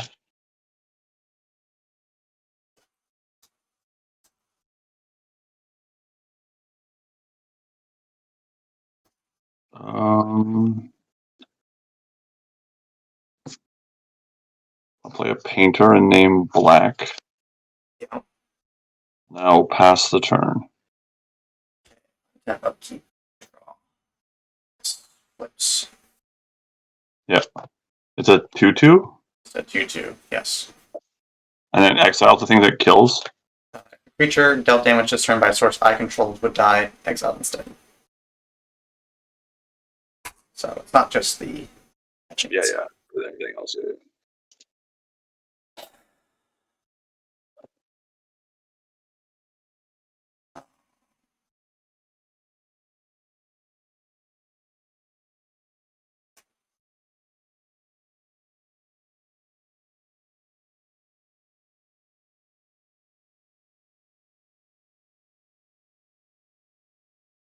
Will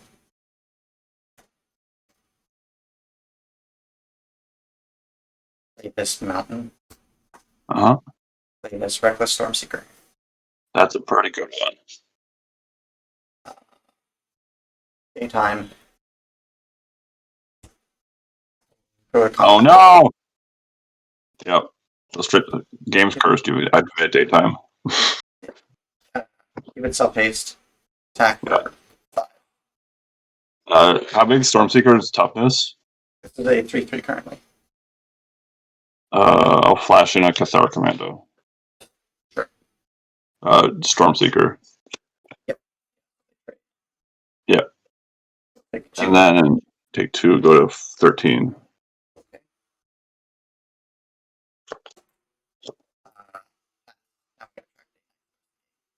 Yay!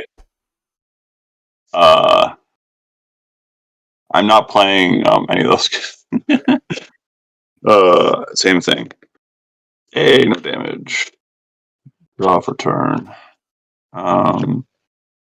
Sealed Courtyard, Esper Sentinel, go ahead. Okay. Untap.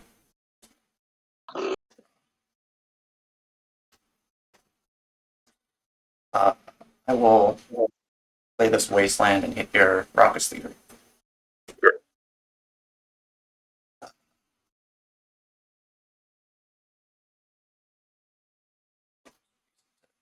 Will pass. It becomes 9. Yeah, same thing for the crypt. Yep. Ow. 10. Draw for turn. Ooh, interesting. How many cards in your hand? 1.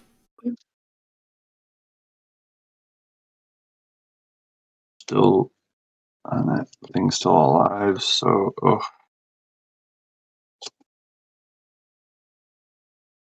Sure, I think it's still worth it, though. 1 floating? Yep. Luris. Okay. Then I will cast Urza's Bauble from my graveyard. Yep. And then I will play Black Cleave as land for turn. Okay. Past you. Yep. Okay, untap. Draw.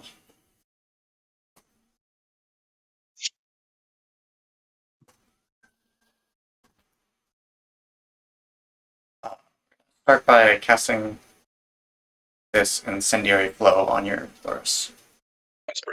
I'll pay the 1% one. Sure, so that's it. That's exile either way. Yeah. Yep. Then I'm going to play this Strip Mine and hit your Black Leaf this. Sure. Go ahead. Track this bauble to look at your nothing in hand. Yep. Is it no? You keep taking all my land, so I got to keep this crypto around. That's the hope. Yeah. 5. Ow. 7. Draw for bauble. Draw for turn. Yeah.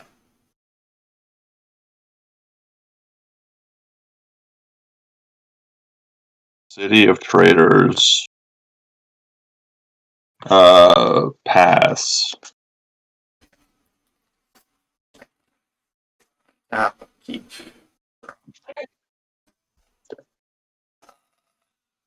Go ahead. End step. I will cast Entomb. I'm gonna get Savines again. Okay. I'd like some red man.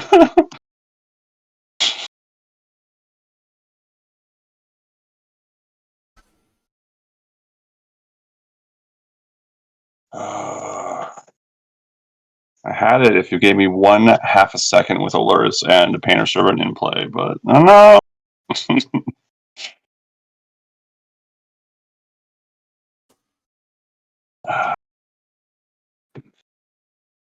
Where is this stupid white card?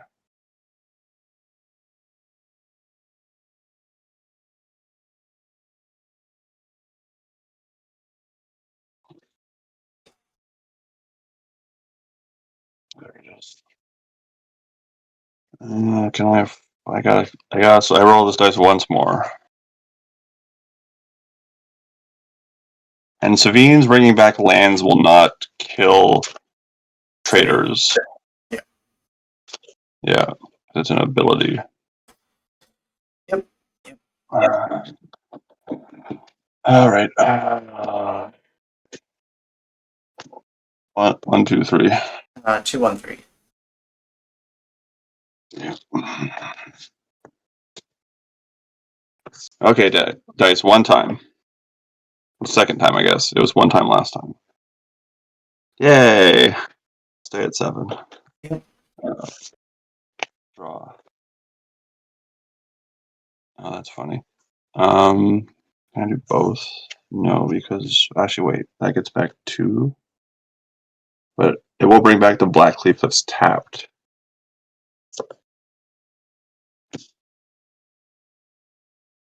So this is Savines, or this with 1 colorless.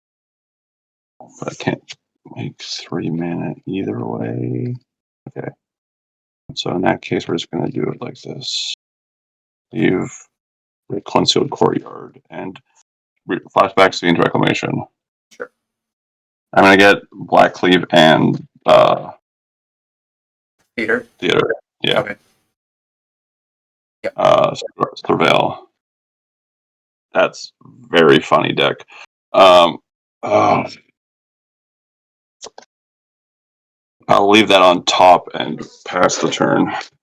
Okay. Keep draw. Oh. Grinding Station, I hate you. Oh. Okay, this giant Cinderball. Yeah. Free trample. Players can't gain life. Pass. Okay. I will grind my mana crypt. Okay. Hitting the very funny reanimate. Yeah. This Argivian Find. Yep. And this Spire of Industry. Okay. Untap. Draw.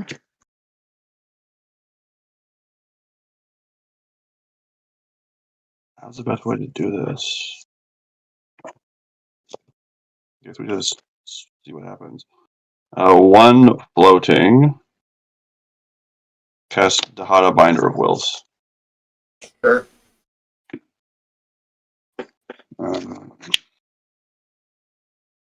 I will minus Dahada down to 2. Yep. One. Starts at 5. Yeah. Okay. 2, 3, 4. I get 4 treasures. There are 4 triggers of Grinding Station on the stack. Yeah.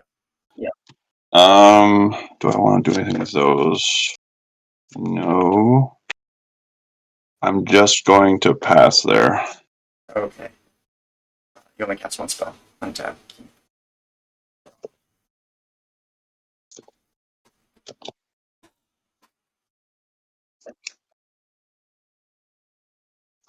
Cards in hand. Ooh. Going to play this Fanged Flames targeting your inner servant. What's that do? It's 4 damage to, it's devoid. 4 damage to target creature planeswalker exile instead of go to the graveyard. I'll grind it. Okay. Inner's Fair, Wasteland, Ancient Tomb. Okay. Go to combat and attack you for 6. Me for 6. Oh, I have 4 treasures. Yeah. And one is trample, one does not. Yes, this is a 4/3 trample. This is a 2/2. I will get in the way of 2 of it and take 4. Go to 3. Yes. Burn spell? So you go to 3. No. I have this mountain. Cool. Yes, I do. Okay, don't kill me. Ah! I have so much mana. Give me a card that does something. That does not do it. Play a very sad Urza Saga. Yeah.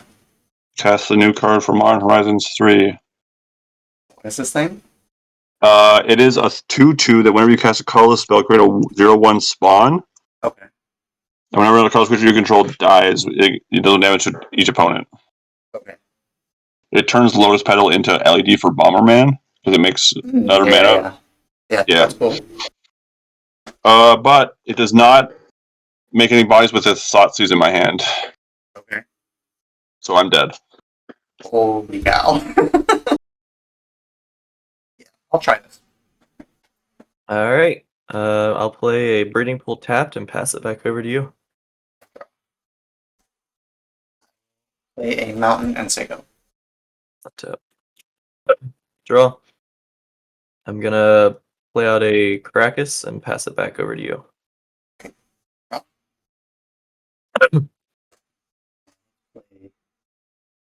an Ancient Tomb. Yeah. Go to 18, cast an on-card crasher. Yep, you have an on-cop crasher. Go to combat. Yep. Alright, I'm gonna flash in a fairy mastermind. Sure. And I'll trade him. Pass over to you. Untap. Draw. I'm gonna play a Flooded Strand. Yep. I'll fetch down to 19. Yep. I'll get. What do I need here? I'll get a plateau. Yep.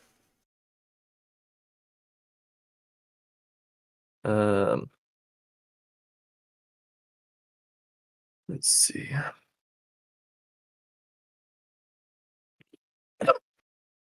I'm gonna play a Ragavan, and then I'm gonna follow that up with a Time Walk. Sure. Okay. I got 1 through 3. 2, 3, 1.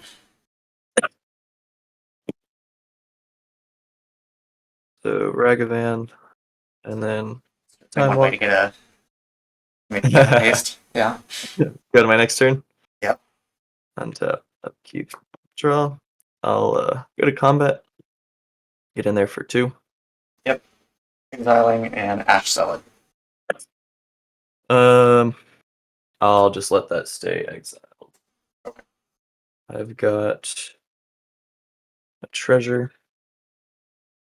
I'm gonna play an island. Yep. And then I'm gonna cast Under Mountain Adventurer. Okay. I'll take the initiative. Yep. And I'll just search for a forest and then pass it back over to you.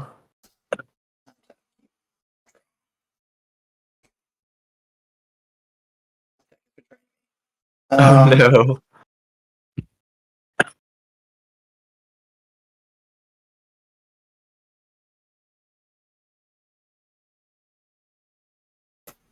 I am going to play this mountain. And this Harsh Mentor. Sure. I got 1 through 3. You can do 1, 2, 3. Okay. Then I will say go. Alright. Untap. Upkeep. I'm gonna Yep. go to the forge. Yep. I'll put 2 counters on my Ragavan. Yep. I'll use them more clear dice than that though. And then I'll draw for turn. Got a Harsh Mentor. How many cards in hand? 1, 2, 3, 4, 5. I'm gonna play a forest. Yep. And then I'm gonna pay 4 and cast a Palace Jailer. Sure. Yeah, I'll exile the Mentor. Go to combat, swing for 7 total. 9. Get a basic mountain. Okay. Yep, that'll stay in exile. I got a second treasure. And then I'll go to Instep and draw for Monarch. Yep. Go ahead. Okay, we're gonna go game 2. Yeah. The Ragavan into Time Walk. That's I also kept. I wouldn't say it was super sketchy, but it was 4 lands. sure. And then I drew 3 of them. More so. Yeah. That's never good.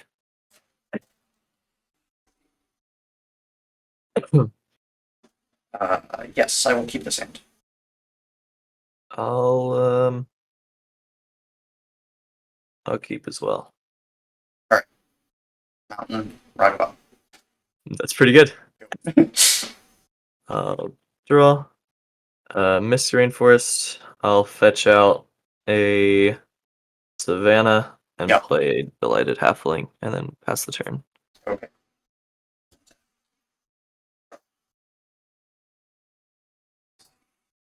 Let's go mountain. Cast this Fang Flames on your halfling. I guess that's just a removal spell. It's a sorcery for Devoid, deal 4 damage to target creature or planeswalker. If it would die, exile it instead. Okay, that's exiled. Then I will be heading on into the red zone. I will take 2. Yep. 17. I got 1 through 3. 3, 2, 1. Treasure. And then you hit a Biophagus. Stay in exile. I will pass the turn. Tap. Draw. I'll play a Shifting Woodland, and then I will play out a Survival of the Fittest. Okay. Go ahead.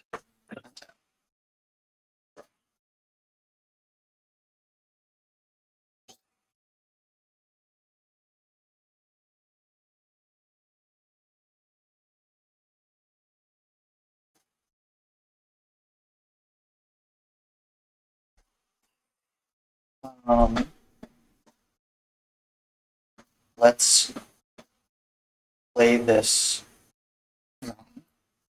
Yep. That's this Breach's Eager Villager. What's that one do? So 3/3 first strike. Whenever a pirate you control attacks, choose one that hasn't been chosen this turn. Make a treasure. Target creature can't block this turn, or exile the top card of your library. You may play it this turn. That's pretty good. I will go to combat. Yep. Ragavan is a pirate, so I will attack. Yep. And with the trigger, I will make a treasure. Okay. No blocks. I'll go down to 15. Yep. You hit a Vendilion Clique. Yeah, I will cast the Vendilion Clique. All right. Kick something up to use as the Clique. Okay. I'll just set this off to the side for now then. That's the Clique. Are you I targeting will me? target you, yes. Alright. I got a Felidar Guardian, an Aven Mind Sensor, an Undermountain Adventurer, a Soul Herder, and a Prime Speaker Vanifar. Yeah.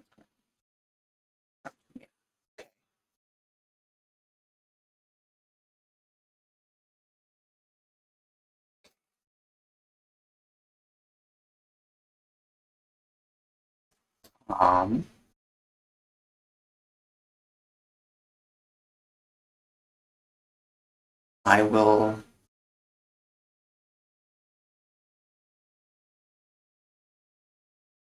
just kind of tempted to bleed you with all of that.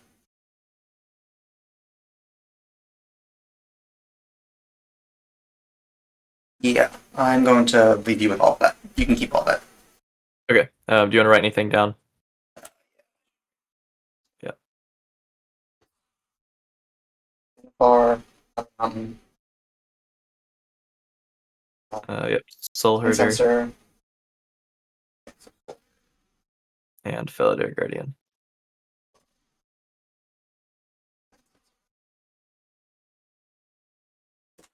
Go ahead. Alright. Yep. Untap. Upkeep. Draw. That's interesting.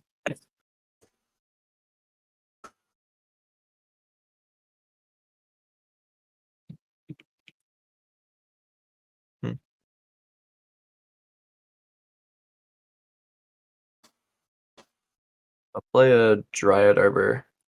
Okay.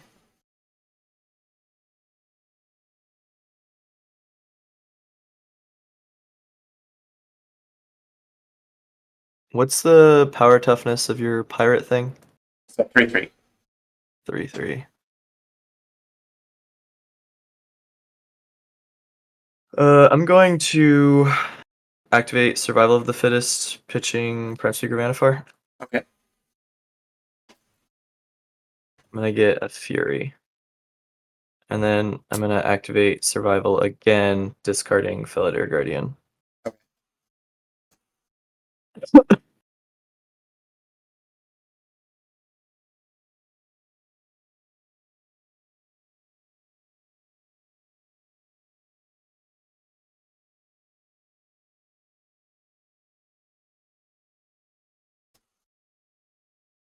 I'm gonna find an Omnath. Okay.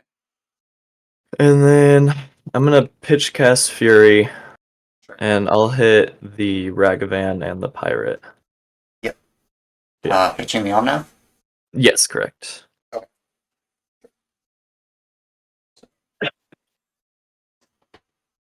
And then I got 1, 2, 3. 3, 2, 1. Okay.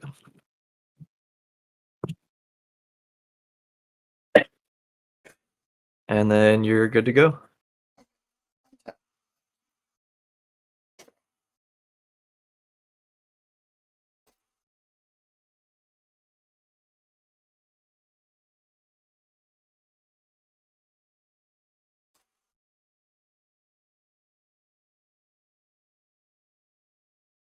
Well, A2 for an Inti. Okay. Go to combat. Yep. Attack with the Brazilian Clique. Trigger. Use Inti's trigger. Discarding this giant Cindermon.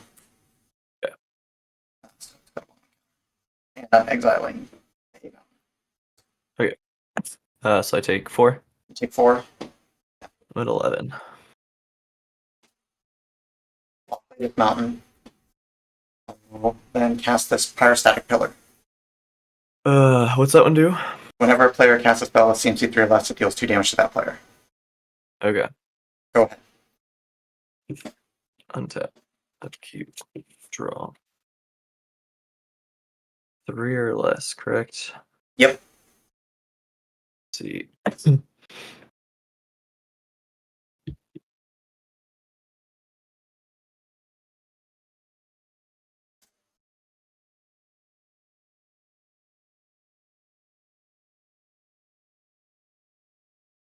I'll take 2 to play a Wall of Roots. Okay. Yep. You're 9. And then I'll pass it back to you. Untap.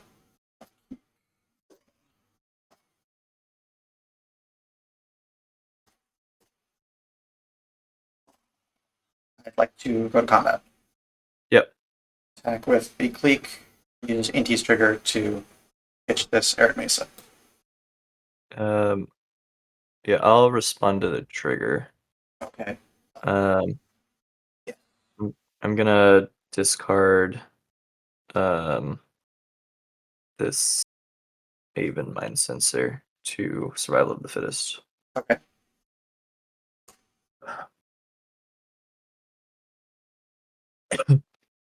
I'm just gonna get a Solitude and pitch cast it to exile the Clique. No Mind Sensor. What are you pitching? Soul Herder. Okay. Clique. Still a 4-power creature, so I'll gain 4. Yep. And I got 1 through 3.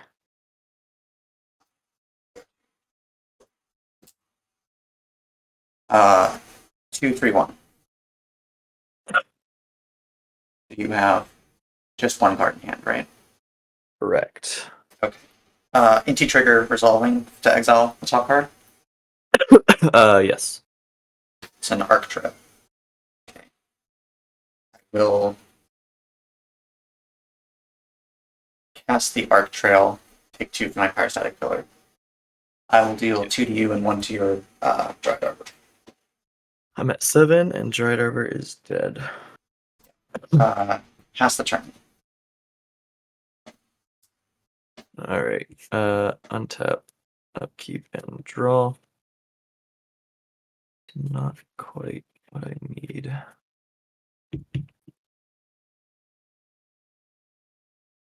And he's 2/2. 2, yep. You got 1 card left. 1 card in hand. Yep.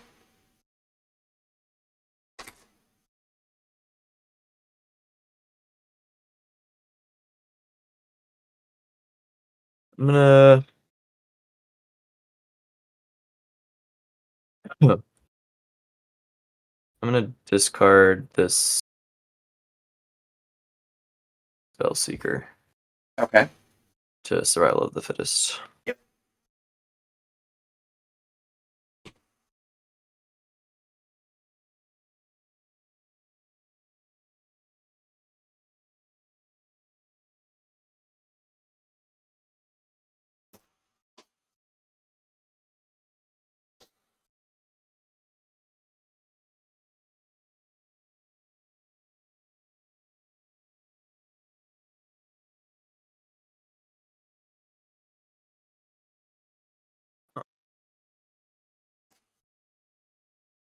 It's an exile, that's why.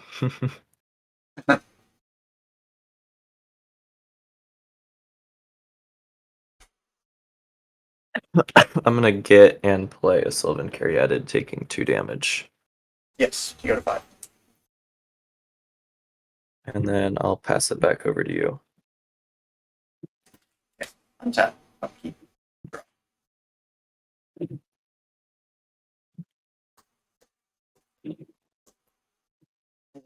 Canyon, crack it to draw a card. Yep. I got 1 to 3. You 3, 2, 1. Okay.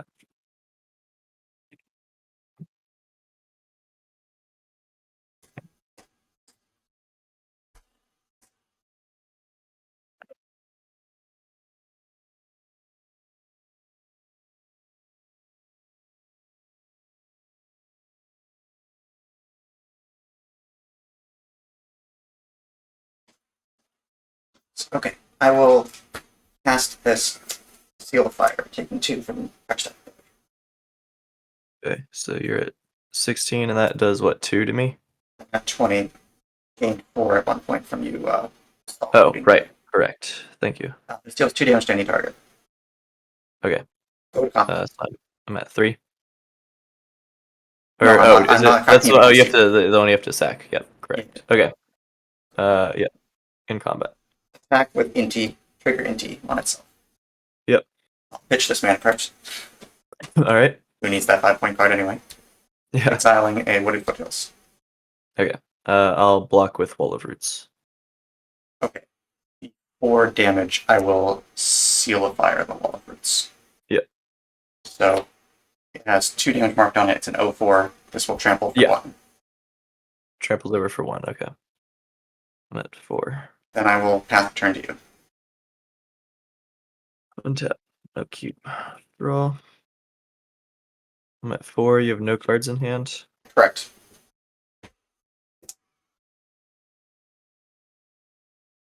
I'll pass it back over to you. Tap.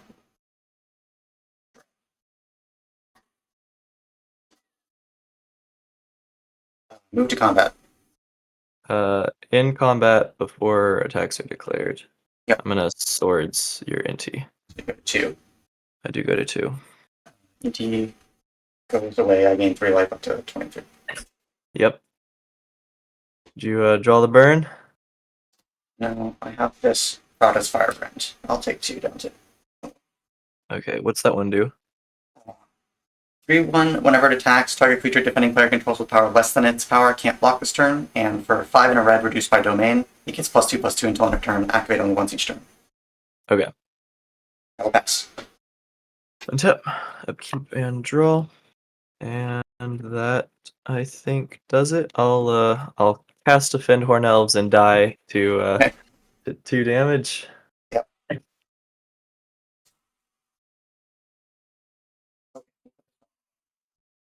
Alright. You ready? Start us off. Ketria Triumph tapped, pass it off to you. I will play this mountain and say go.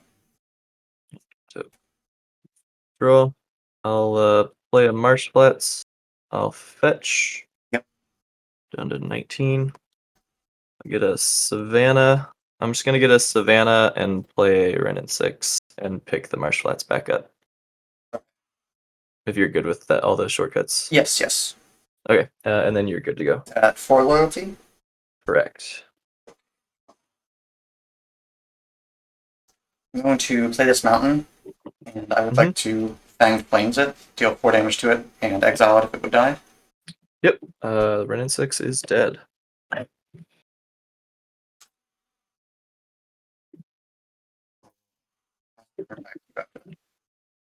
Alright. I got 1, 2, 3. You can put 3, 2, 1.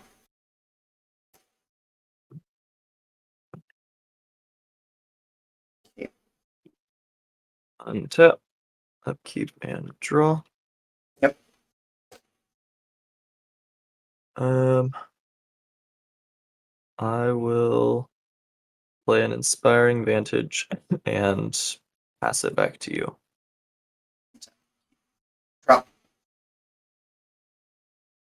play this Ancient Tomb. Yep. Take 2, cast this Rampaging Raptor. Yeah. Remind me what that does. It's a 4/4 trample haste. When it deals damage to an opponent, it deals that much damage to target planeswalker that player controls or battle they protect. And for Okay. 2 in a red, it gets +2/+0 until end of turn. Yep. Attack for 4. I will take 4. Go down to 15. Yep. Untap, keep and draw. I'll play a Taiga. Yep. And run out a Palace Jailer. Okay. I'll exile the Raptor. Yep. Go to Instep. Yep. Draw for Monarch. Yep. Go ahead. I will play this mountain. Mhm. Cast this Fork Bolt to deal 2 to your Palace Jailer. Yep. Take another 2, go to 16. To cast this Squeed Dubious Monarch. Yep. So I was Go afraid to, of. Yep, go to combat, attack, make a goblin with tapped and sacking. Yep. So it's 3 damage. That become the Monarch. That token. Go get that token.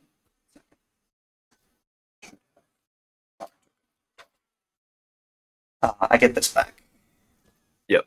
I will go to my end step and draw a Monarch. Yep. Go ahead. Untap. Upkeep.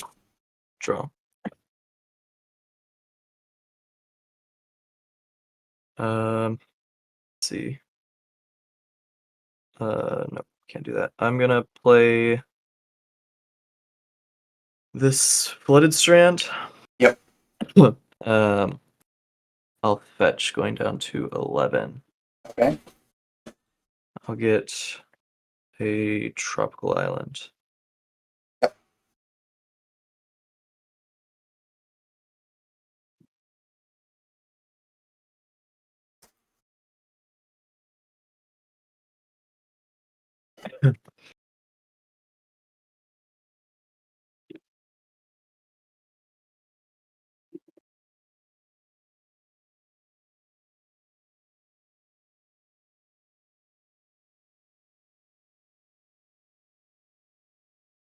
But, or sorry, I should split it into 3 piles first. One through 3. 2, 3, 1. I'm gonna pay 2 and play a Fairy Mastermind, Okay. and then I'm gonna pay 2 more in Time Walk. Cards in hand? Currently 3. Okay. Pass. Yep. Keep. Here's your turn. Untap. Yep. Keep. Draw. I'll go to combat. Yes. 2. I go to 14. You become the Monarch. Yep.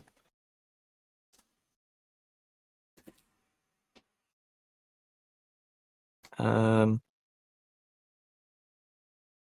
see. I'll play a Forest. Yep. And then I'll go to end step and draw for Monarch. Sure. Go ahead. Untap.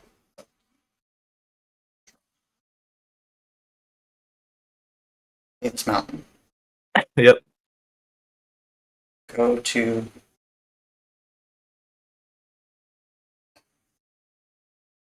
to 12. Cast this Arnie Broken Brow. What's that one do? It's a 3/3 haste and boast for 1 generic. I can make its base power 1 plus the greatest power among other creatures I control until end of turn. Okay. I will also play this Goblin Guide. Sure. Go to combat. Yeah. Swing with everything. Trigger, squee, make another goblin. Trigger Goblin Guide. Yep. Top card is a Spell Seeker. Okay. That's good to know. So you got how much power total? So 2, 3, 4, 5, 6, 10, 13. And do you have the ability to grow any of those? At This least can on grow board. to a 5 because this is a 4. Okay. But you don't have enough to activate your No, cost 3 to pump that one. okay. He does trample though.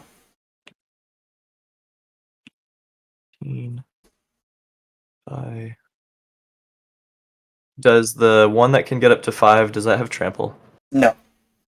Okay.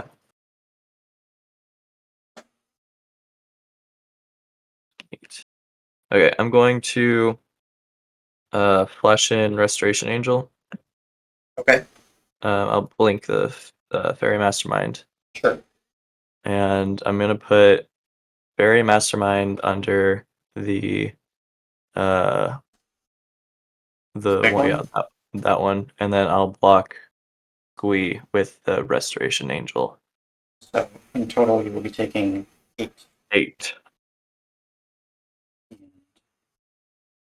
Squee dies. Fairy Mastermind dies.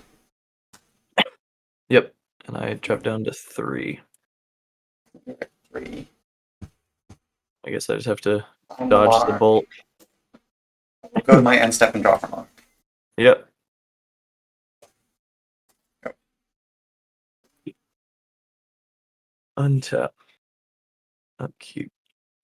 Draw. So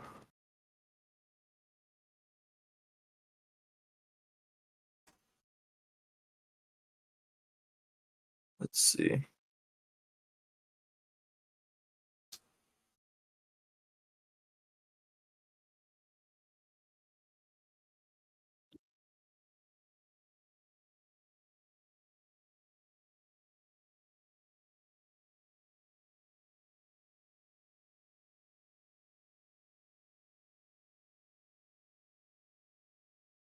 Man, that sucks.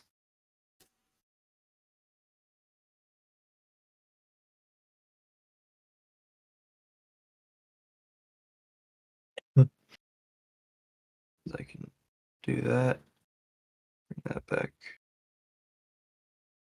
3, maybe it's. Play a Marsh Flats. Okay. I'll. Yeah, I guess I'm gonna fetch down to 2 if you got the shock. Then Mhm.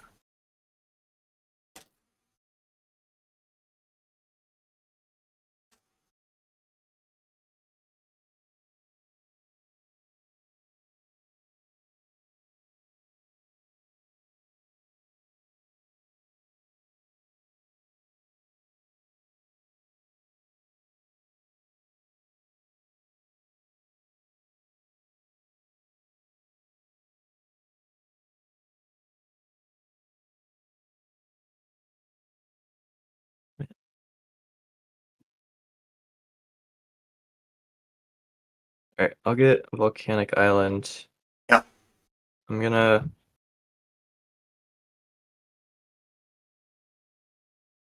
cast Spellseeker. Okay. Thank Good day. you. I'll get Neoform Okay. and I'll Neoform the Seeker. Yeah. Man, sucks that Time Walk's in my graveyard already.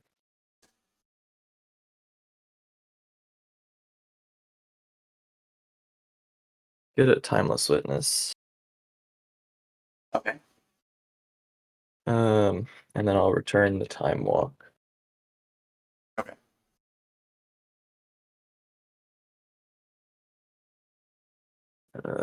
One. I got 1 through 3. 3, 2, 1.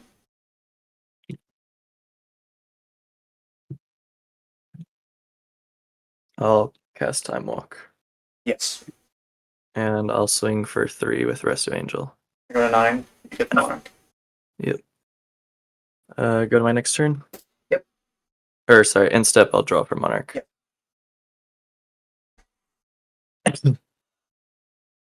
Tap. Draw 3, 4, 5.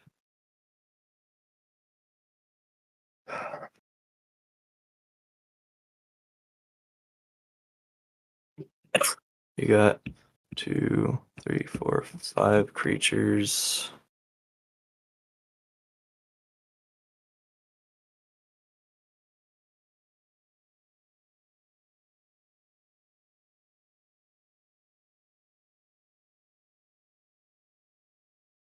I'll play a White Plume Adventure.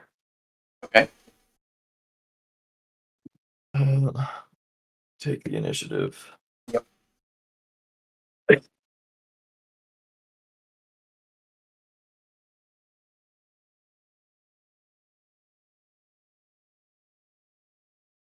Get a planes. Yep.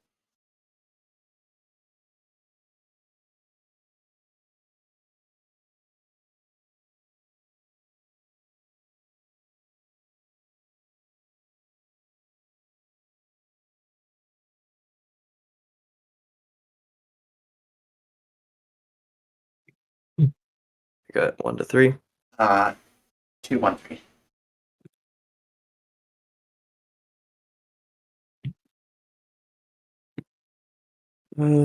Play the planes. Yep. And then I'll go to end step. Okay. And draw off a monarch. Yep. And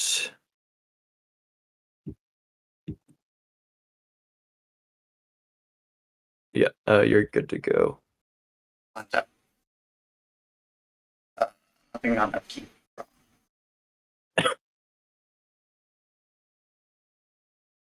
I'd like to ask you a question. What's that? First of all, how big is Timeless Witness? It's a 1 toughness, right? Correct. Second of all, or trail 2 to you, 1 Timeless Witness. Yeah, that'll do it. Oh my god. Man, that was close. That's a nail biter. Yeah, for sure. This one. Good luck, sir. Yes, good luck to you as well. I'm going to start with a mountain and a mana crypt. Okay. And a Squee Dubious Monarch. Hey, Combat, attack, make goblin. so that's the kind of matchup this is gonna be. Okay. Yeah. Ow. Alright, take. Take 3. I'll pass.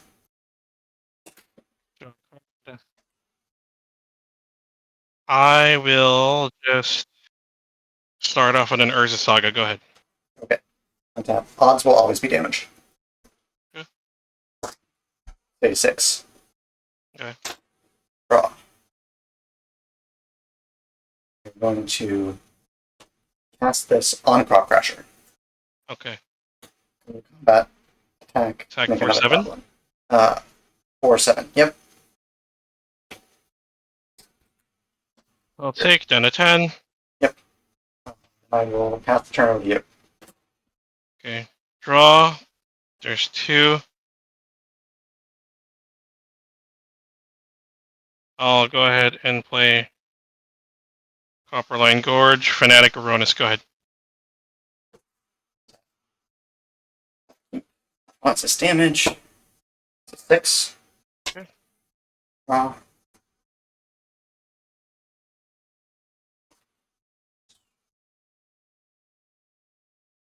I will play this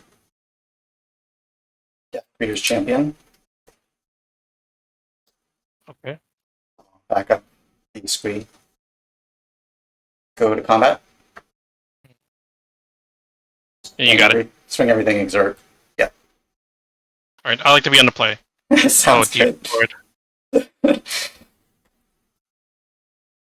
Sure, I'll try it. Okay. Good luck. Good luck. By yourself. Forest Skull Clamp. Go ahead. Oh, okay.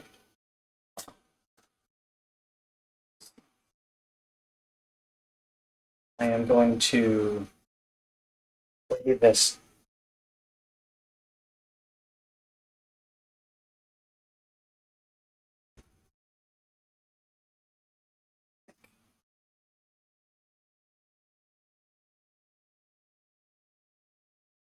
I'm going to play this Spikefield Hazard tapped as the land. And then I will say go. Spikefield Gate. Card. I'll play Mountain Inti. Go ahead.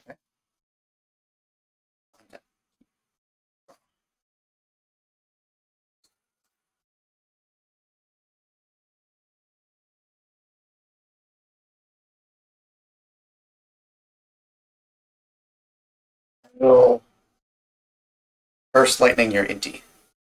Yep. I'm going to play a mountain and play this Roam Mox. We'll imprint a Wild Slash and cast this Ardo's Cobbler Vor. What does it do? It's a 1/1 haste, but when it or another creature enters the battlefield under my control, that creature gets +2/+0 until end of turn. And for 3 and a red, it makes a 1/1 Goblin token with haste. Activate only as a sorcery. Okay. So trigger. I'll take 3. 3/1, attack for 3. Yep. 17. I will Anything else? pass. Nope, go ahead. I'll draw a card. I will.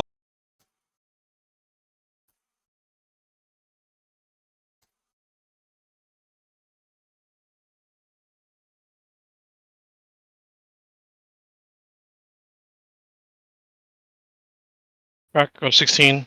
Yep. Taiga. Yep.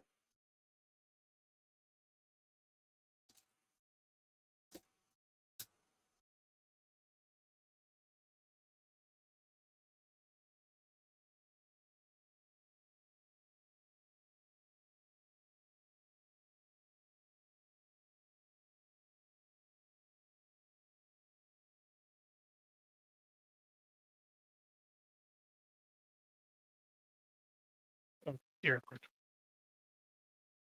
Okay. So still my 3 lands, one of my lands on You're good. battlefield. You're good. Yep. Thanks.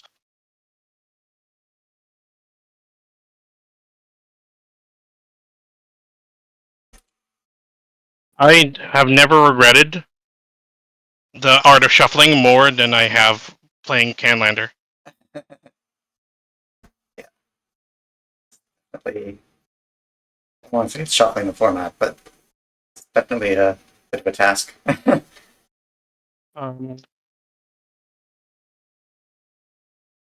You can do 3, 2, 1. Okay.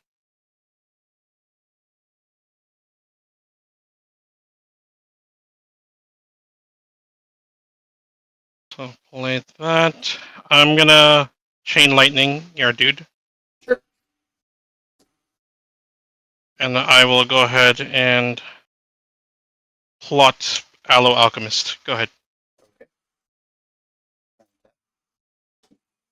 Draw.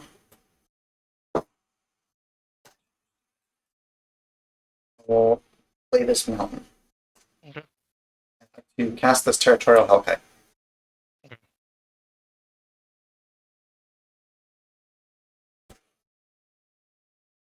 Is that good? I mean, I assume you're not forcibly it. I will attack you for 6. Then a 10. Pass. Draw a card. Yep. I'll go ahead and Soul Ring. Play Aloe Alchemist. Yes. I'll pull a Rampaging Ferocidon equip. Go ahead. Untap. Owl Alchemist is a 2 toughness creature, 3/2. It's a 3/2. Yeah.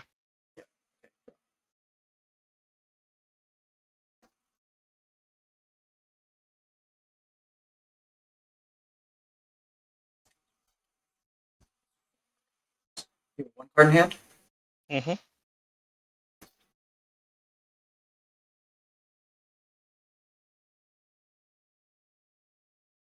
You have 2 cards. I have 3 cards in hand. Okay.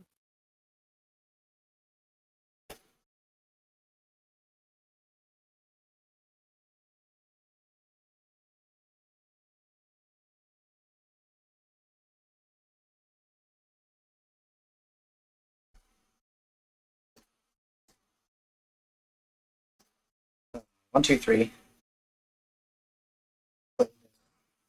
Gap Clan Berserker. Take 1 from Frost. Okay. I would like to play the Sunbait Canyon as well.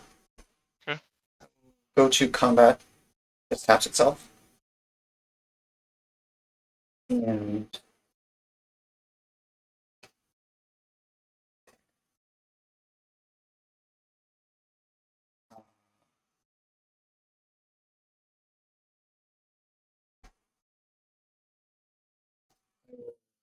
attack with the Scav Clan Berserker.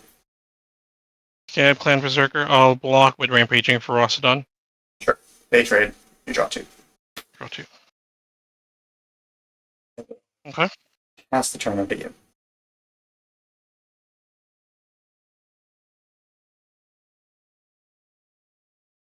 Draw a card. Turn.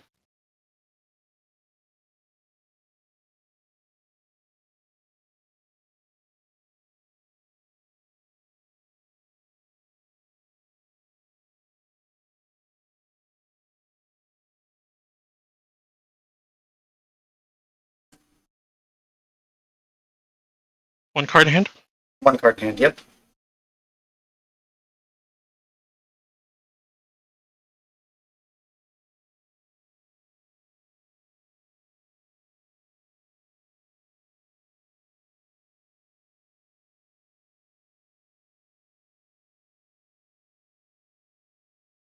I'm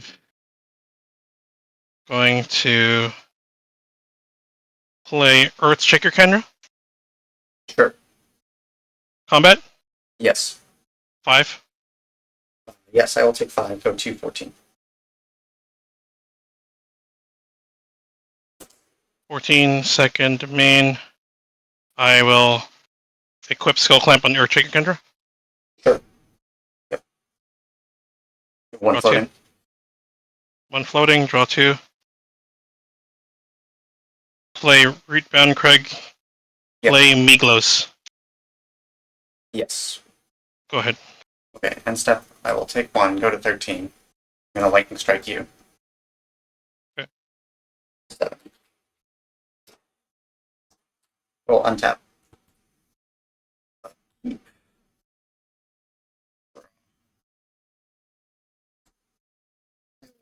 Crack this on Big Canyon to draw a card.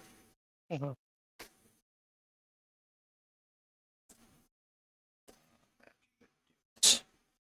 One, two, three. Play this Gut True Soul Zealot. Okay. Go to combat. Attack with Hellkite. Gut trigger. We'll sack the Chromox to put a skeleton into play. Tapped and attacking. Oh man, I forgot it has that trigger about striking an artifact or enchantment. Or an artifact or creature. I always think it's creature. 6 in the air, 4 menace. GG. GG. All right. Well, let's get to the wrap up. First, I wanted to start by saying this tournament was awesome. I had a blast playing it. It was super sweet to play high stakes tournament Magic with a lot of rounds. Most of the tournaments that I've been in have been 3-4 rounds at most. To be able to play something that feels like proper tournament level Magic over webcam is really awesome, and being able to do it with any amount of proxies is super sweet. Even though I brought a deck that feasibly is not that hard to build in paper without proxies, there are a lot of decks out there that you can't build without proxies in an optimal fashion, and most of the paper tournaments don't allow proxies. So it was really sweet. I think this is really going to open up a lot of things in the webcam space, and I'm looking forward to whatever the next tournament is. Let's talk about how I did. I went 4-2. I got 11th, so I didn't make top 8 on breakers, but I am very happy because I rallied from a 0-2 to a 4-2. I had a very rough start to the tournament, and I'm glad I was able to go sort of the distance. I was able to rally my mental. I've never really played a long form tournament like this before. Pretty much everything I've done before has been 3 rounds, or it's been asyncs that are 6 rounds, but they're 1 match a week, so you're not playing them back to back to back to back. And I'm glad I was able to do so well on my first real major tournament. Round 1, I played against Fast on Black-White Midrange, Deadguy Taxes, whatever you want to call it. I felt like I was pretty well suited for this. It was maybe 50-50, maybe slightly favored. Then I mulled to 5 in game 1 and had both my things solituded and then reanimated on Solitude, and that was just no good. And then game 2, I had Mountain and Wasteland and Ragavan. Like, I had a turn 1 Ragavan with removal to back it up, but then he had land locks Ajani, so I couldn't answer the Ajani properly, and then he had land, Benevolent Bodyguard, and Stoneforge Mystic, so it's like, I'm just going to lose to Cauldra. Pretty rough. It's definitely a rough start, but, you know, I definitely think that matchup is not the worst. But if you had watched those games, you would think that matchup was pretty much atrocious. Round 2, I was against Jonas W on Jeskai Slushie. I didn't even know he was on Slushie, actually. I thought he was just on Jeskai Green. Or maybe just Jeskai proper. I don't think, did I see green cards? I might not even have seen green cards. Whatever. I thought he was just on Jeskai, not on Slushie. So that's pretty funny. I definitely sequenced pretty poorly game 1. I had a mixture of like creatures and enchantment type threats, you know, Sulfuric Vortex, Pyrostatic Pillar, that sort of thing. And I valued my enchantments more than I valued my creatures, so I played my creatures out first, which meant that I played right into a Brotherhood's End, and that was brutal. And then obviously, Sulfuric Vortex is not so good against racing against Aragorn. I definitely still made a mistake though. He played Aragorn, and I had an Arnie and a Chain Lightning in hand, and what I should have done is I should have played Arnie, swung in, and if he didn't block, I was starting to race and deal some extra chip damage with Arnie, and if he did block, I could Chain Lightning the Aragorn and take away all of his pressure. Even though he wasn't gaining life because of the Sulfuric Vortex, I was losing the race super hard, and what I really needed to do was to stem the bleeding and make it so that all of my future top decks were live, and I didn't do that, and so I lost. Game 2, I got like completely bricked by a Dreadhorde Arcanist that I couldn't kill. I drew none of my like bolt type removal, and so my creatures, I just couldn't play any creatures, and I think I played a Rampaging Ferocidon, which got killed. Not Ferocidon, Raptor. I always get these two mixed up. The Raptor, the 4-mana one, that got solituded while I had a Sulfuric Vortex in place, so I didn't even gain a life, and that was brutal. Yeah, and then I played pretty poorly. I don't really have any excuses. I definitely was tilted from game 1 or from match 1, and it just sort of spiraled, and I really needed to tighten up my play. So round 3, I played against Planeswalker Corbin. He was on Red Deck Wins, and he was a newer player, and that's not, you know, no shade. That's not like an insult or anything. It just, he said he was a newer player, and it showed in our games. The Red Deck Wins matchup versus Schmedium Red is interesting. If the Red Deck Wins player gets under you, sometimes it can be very hard to come back from that with Schmedium Red, because you are playing more clunky threats. You are actively using your life total with things like Ancient Tomb or Mana Crypt. And so, you know, if they just remove your threats and get under you, it's really bad.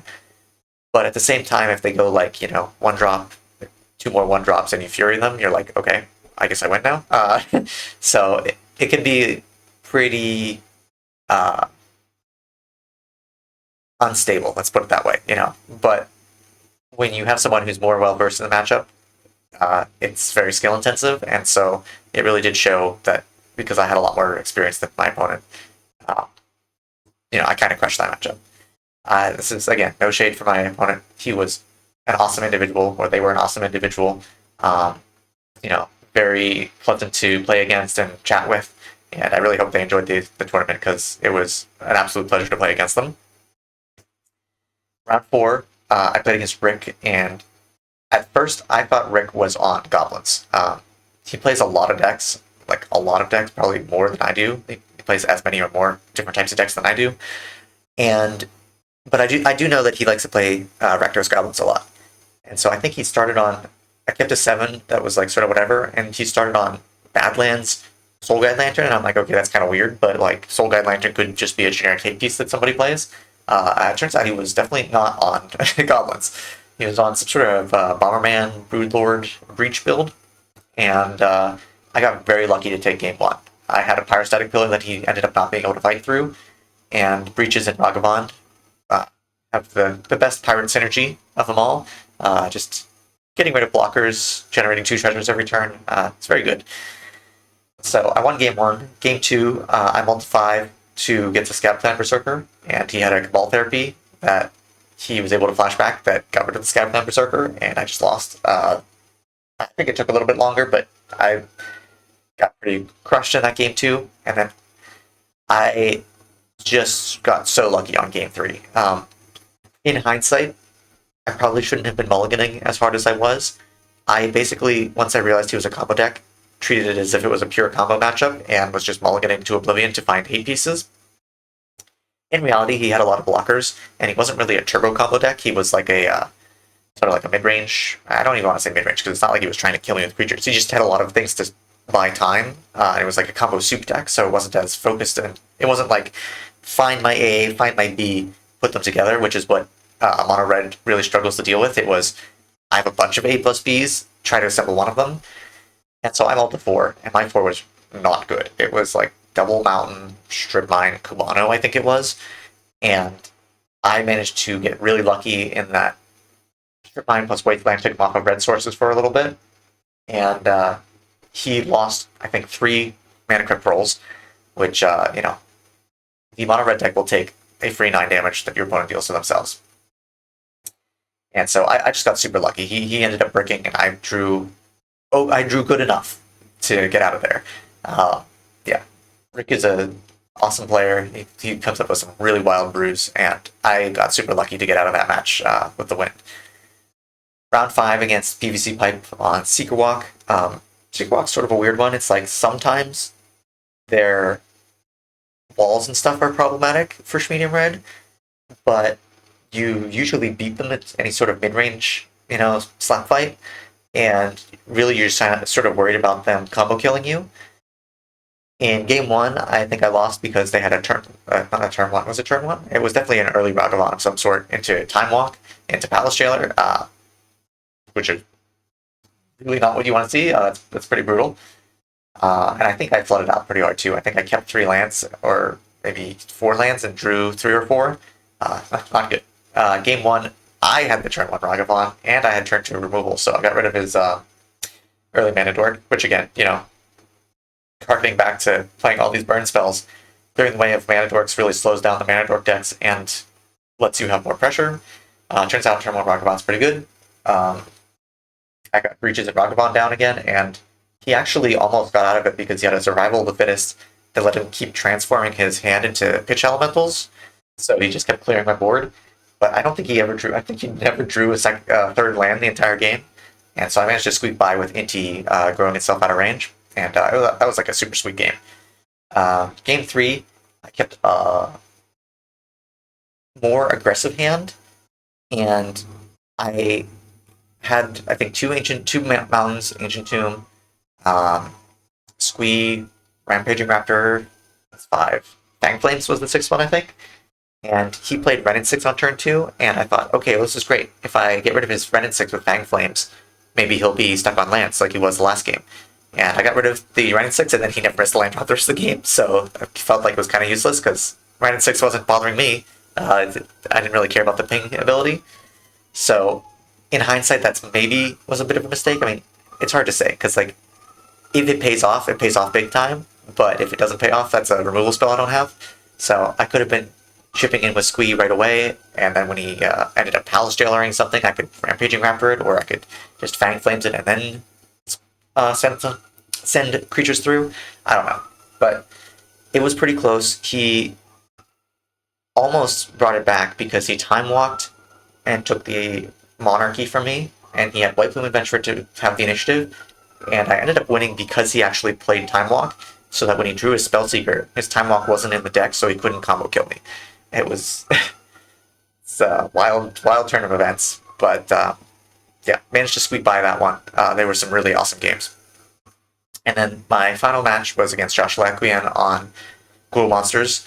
I knew that they were on Gruul Monsters because somebody else had been posting their tournament progress, their tournament results, and had played against them. And, going back, like I said, I prepared for Gruul Monsters. I had Fury, I had all these removal spells. The idea is just get under them, get rid of their Mana Dorks, kill them fast. And there are like sort of 2 builds of Gruul Monsters, in my opinion. They're the ones that are like offshoots of Medium Red that are slower and just more focused on a value game. And they tend to run things like Double Monk's Soul Ring, because they're just trying to be stable. They're like, okay, I'm just going to play 4 drops and maybe 5 and some 5 drops. And this was sort of like a more popular version of Gruul Monsters, like maybe a year ago or a year and a half ago.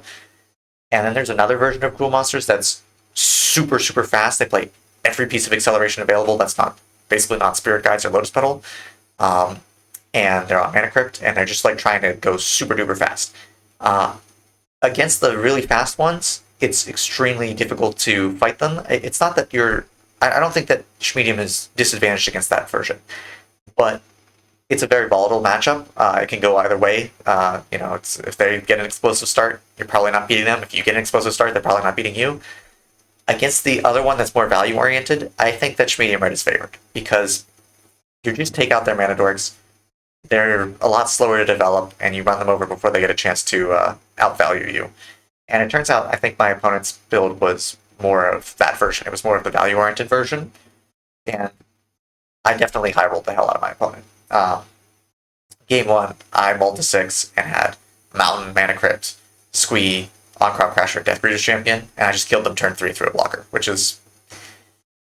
That's... I wish I'd gotten more of those hands throughout the day, but that's why I love playing this deck. So you just get stupid hands like that. Game 2, I kept a hand that had...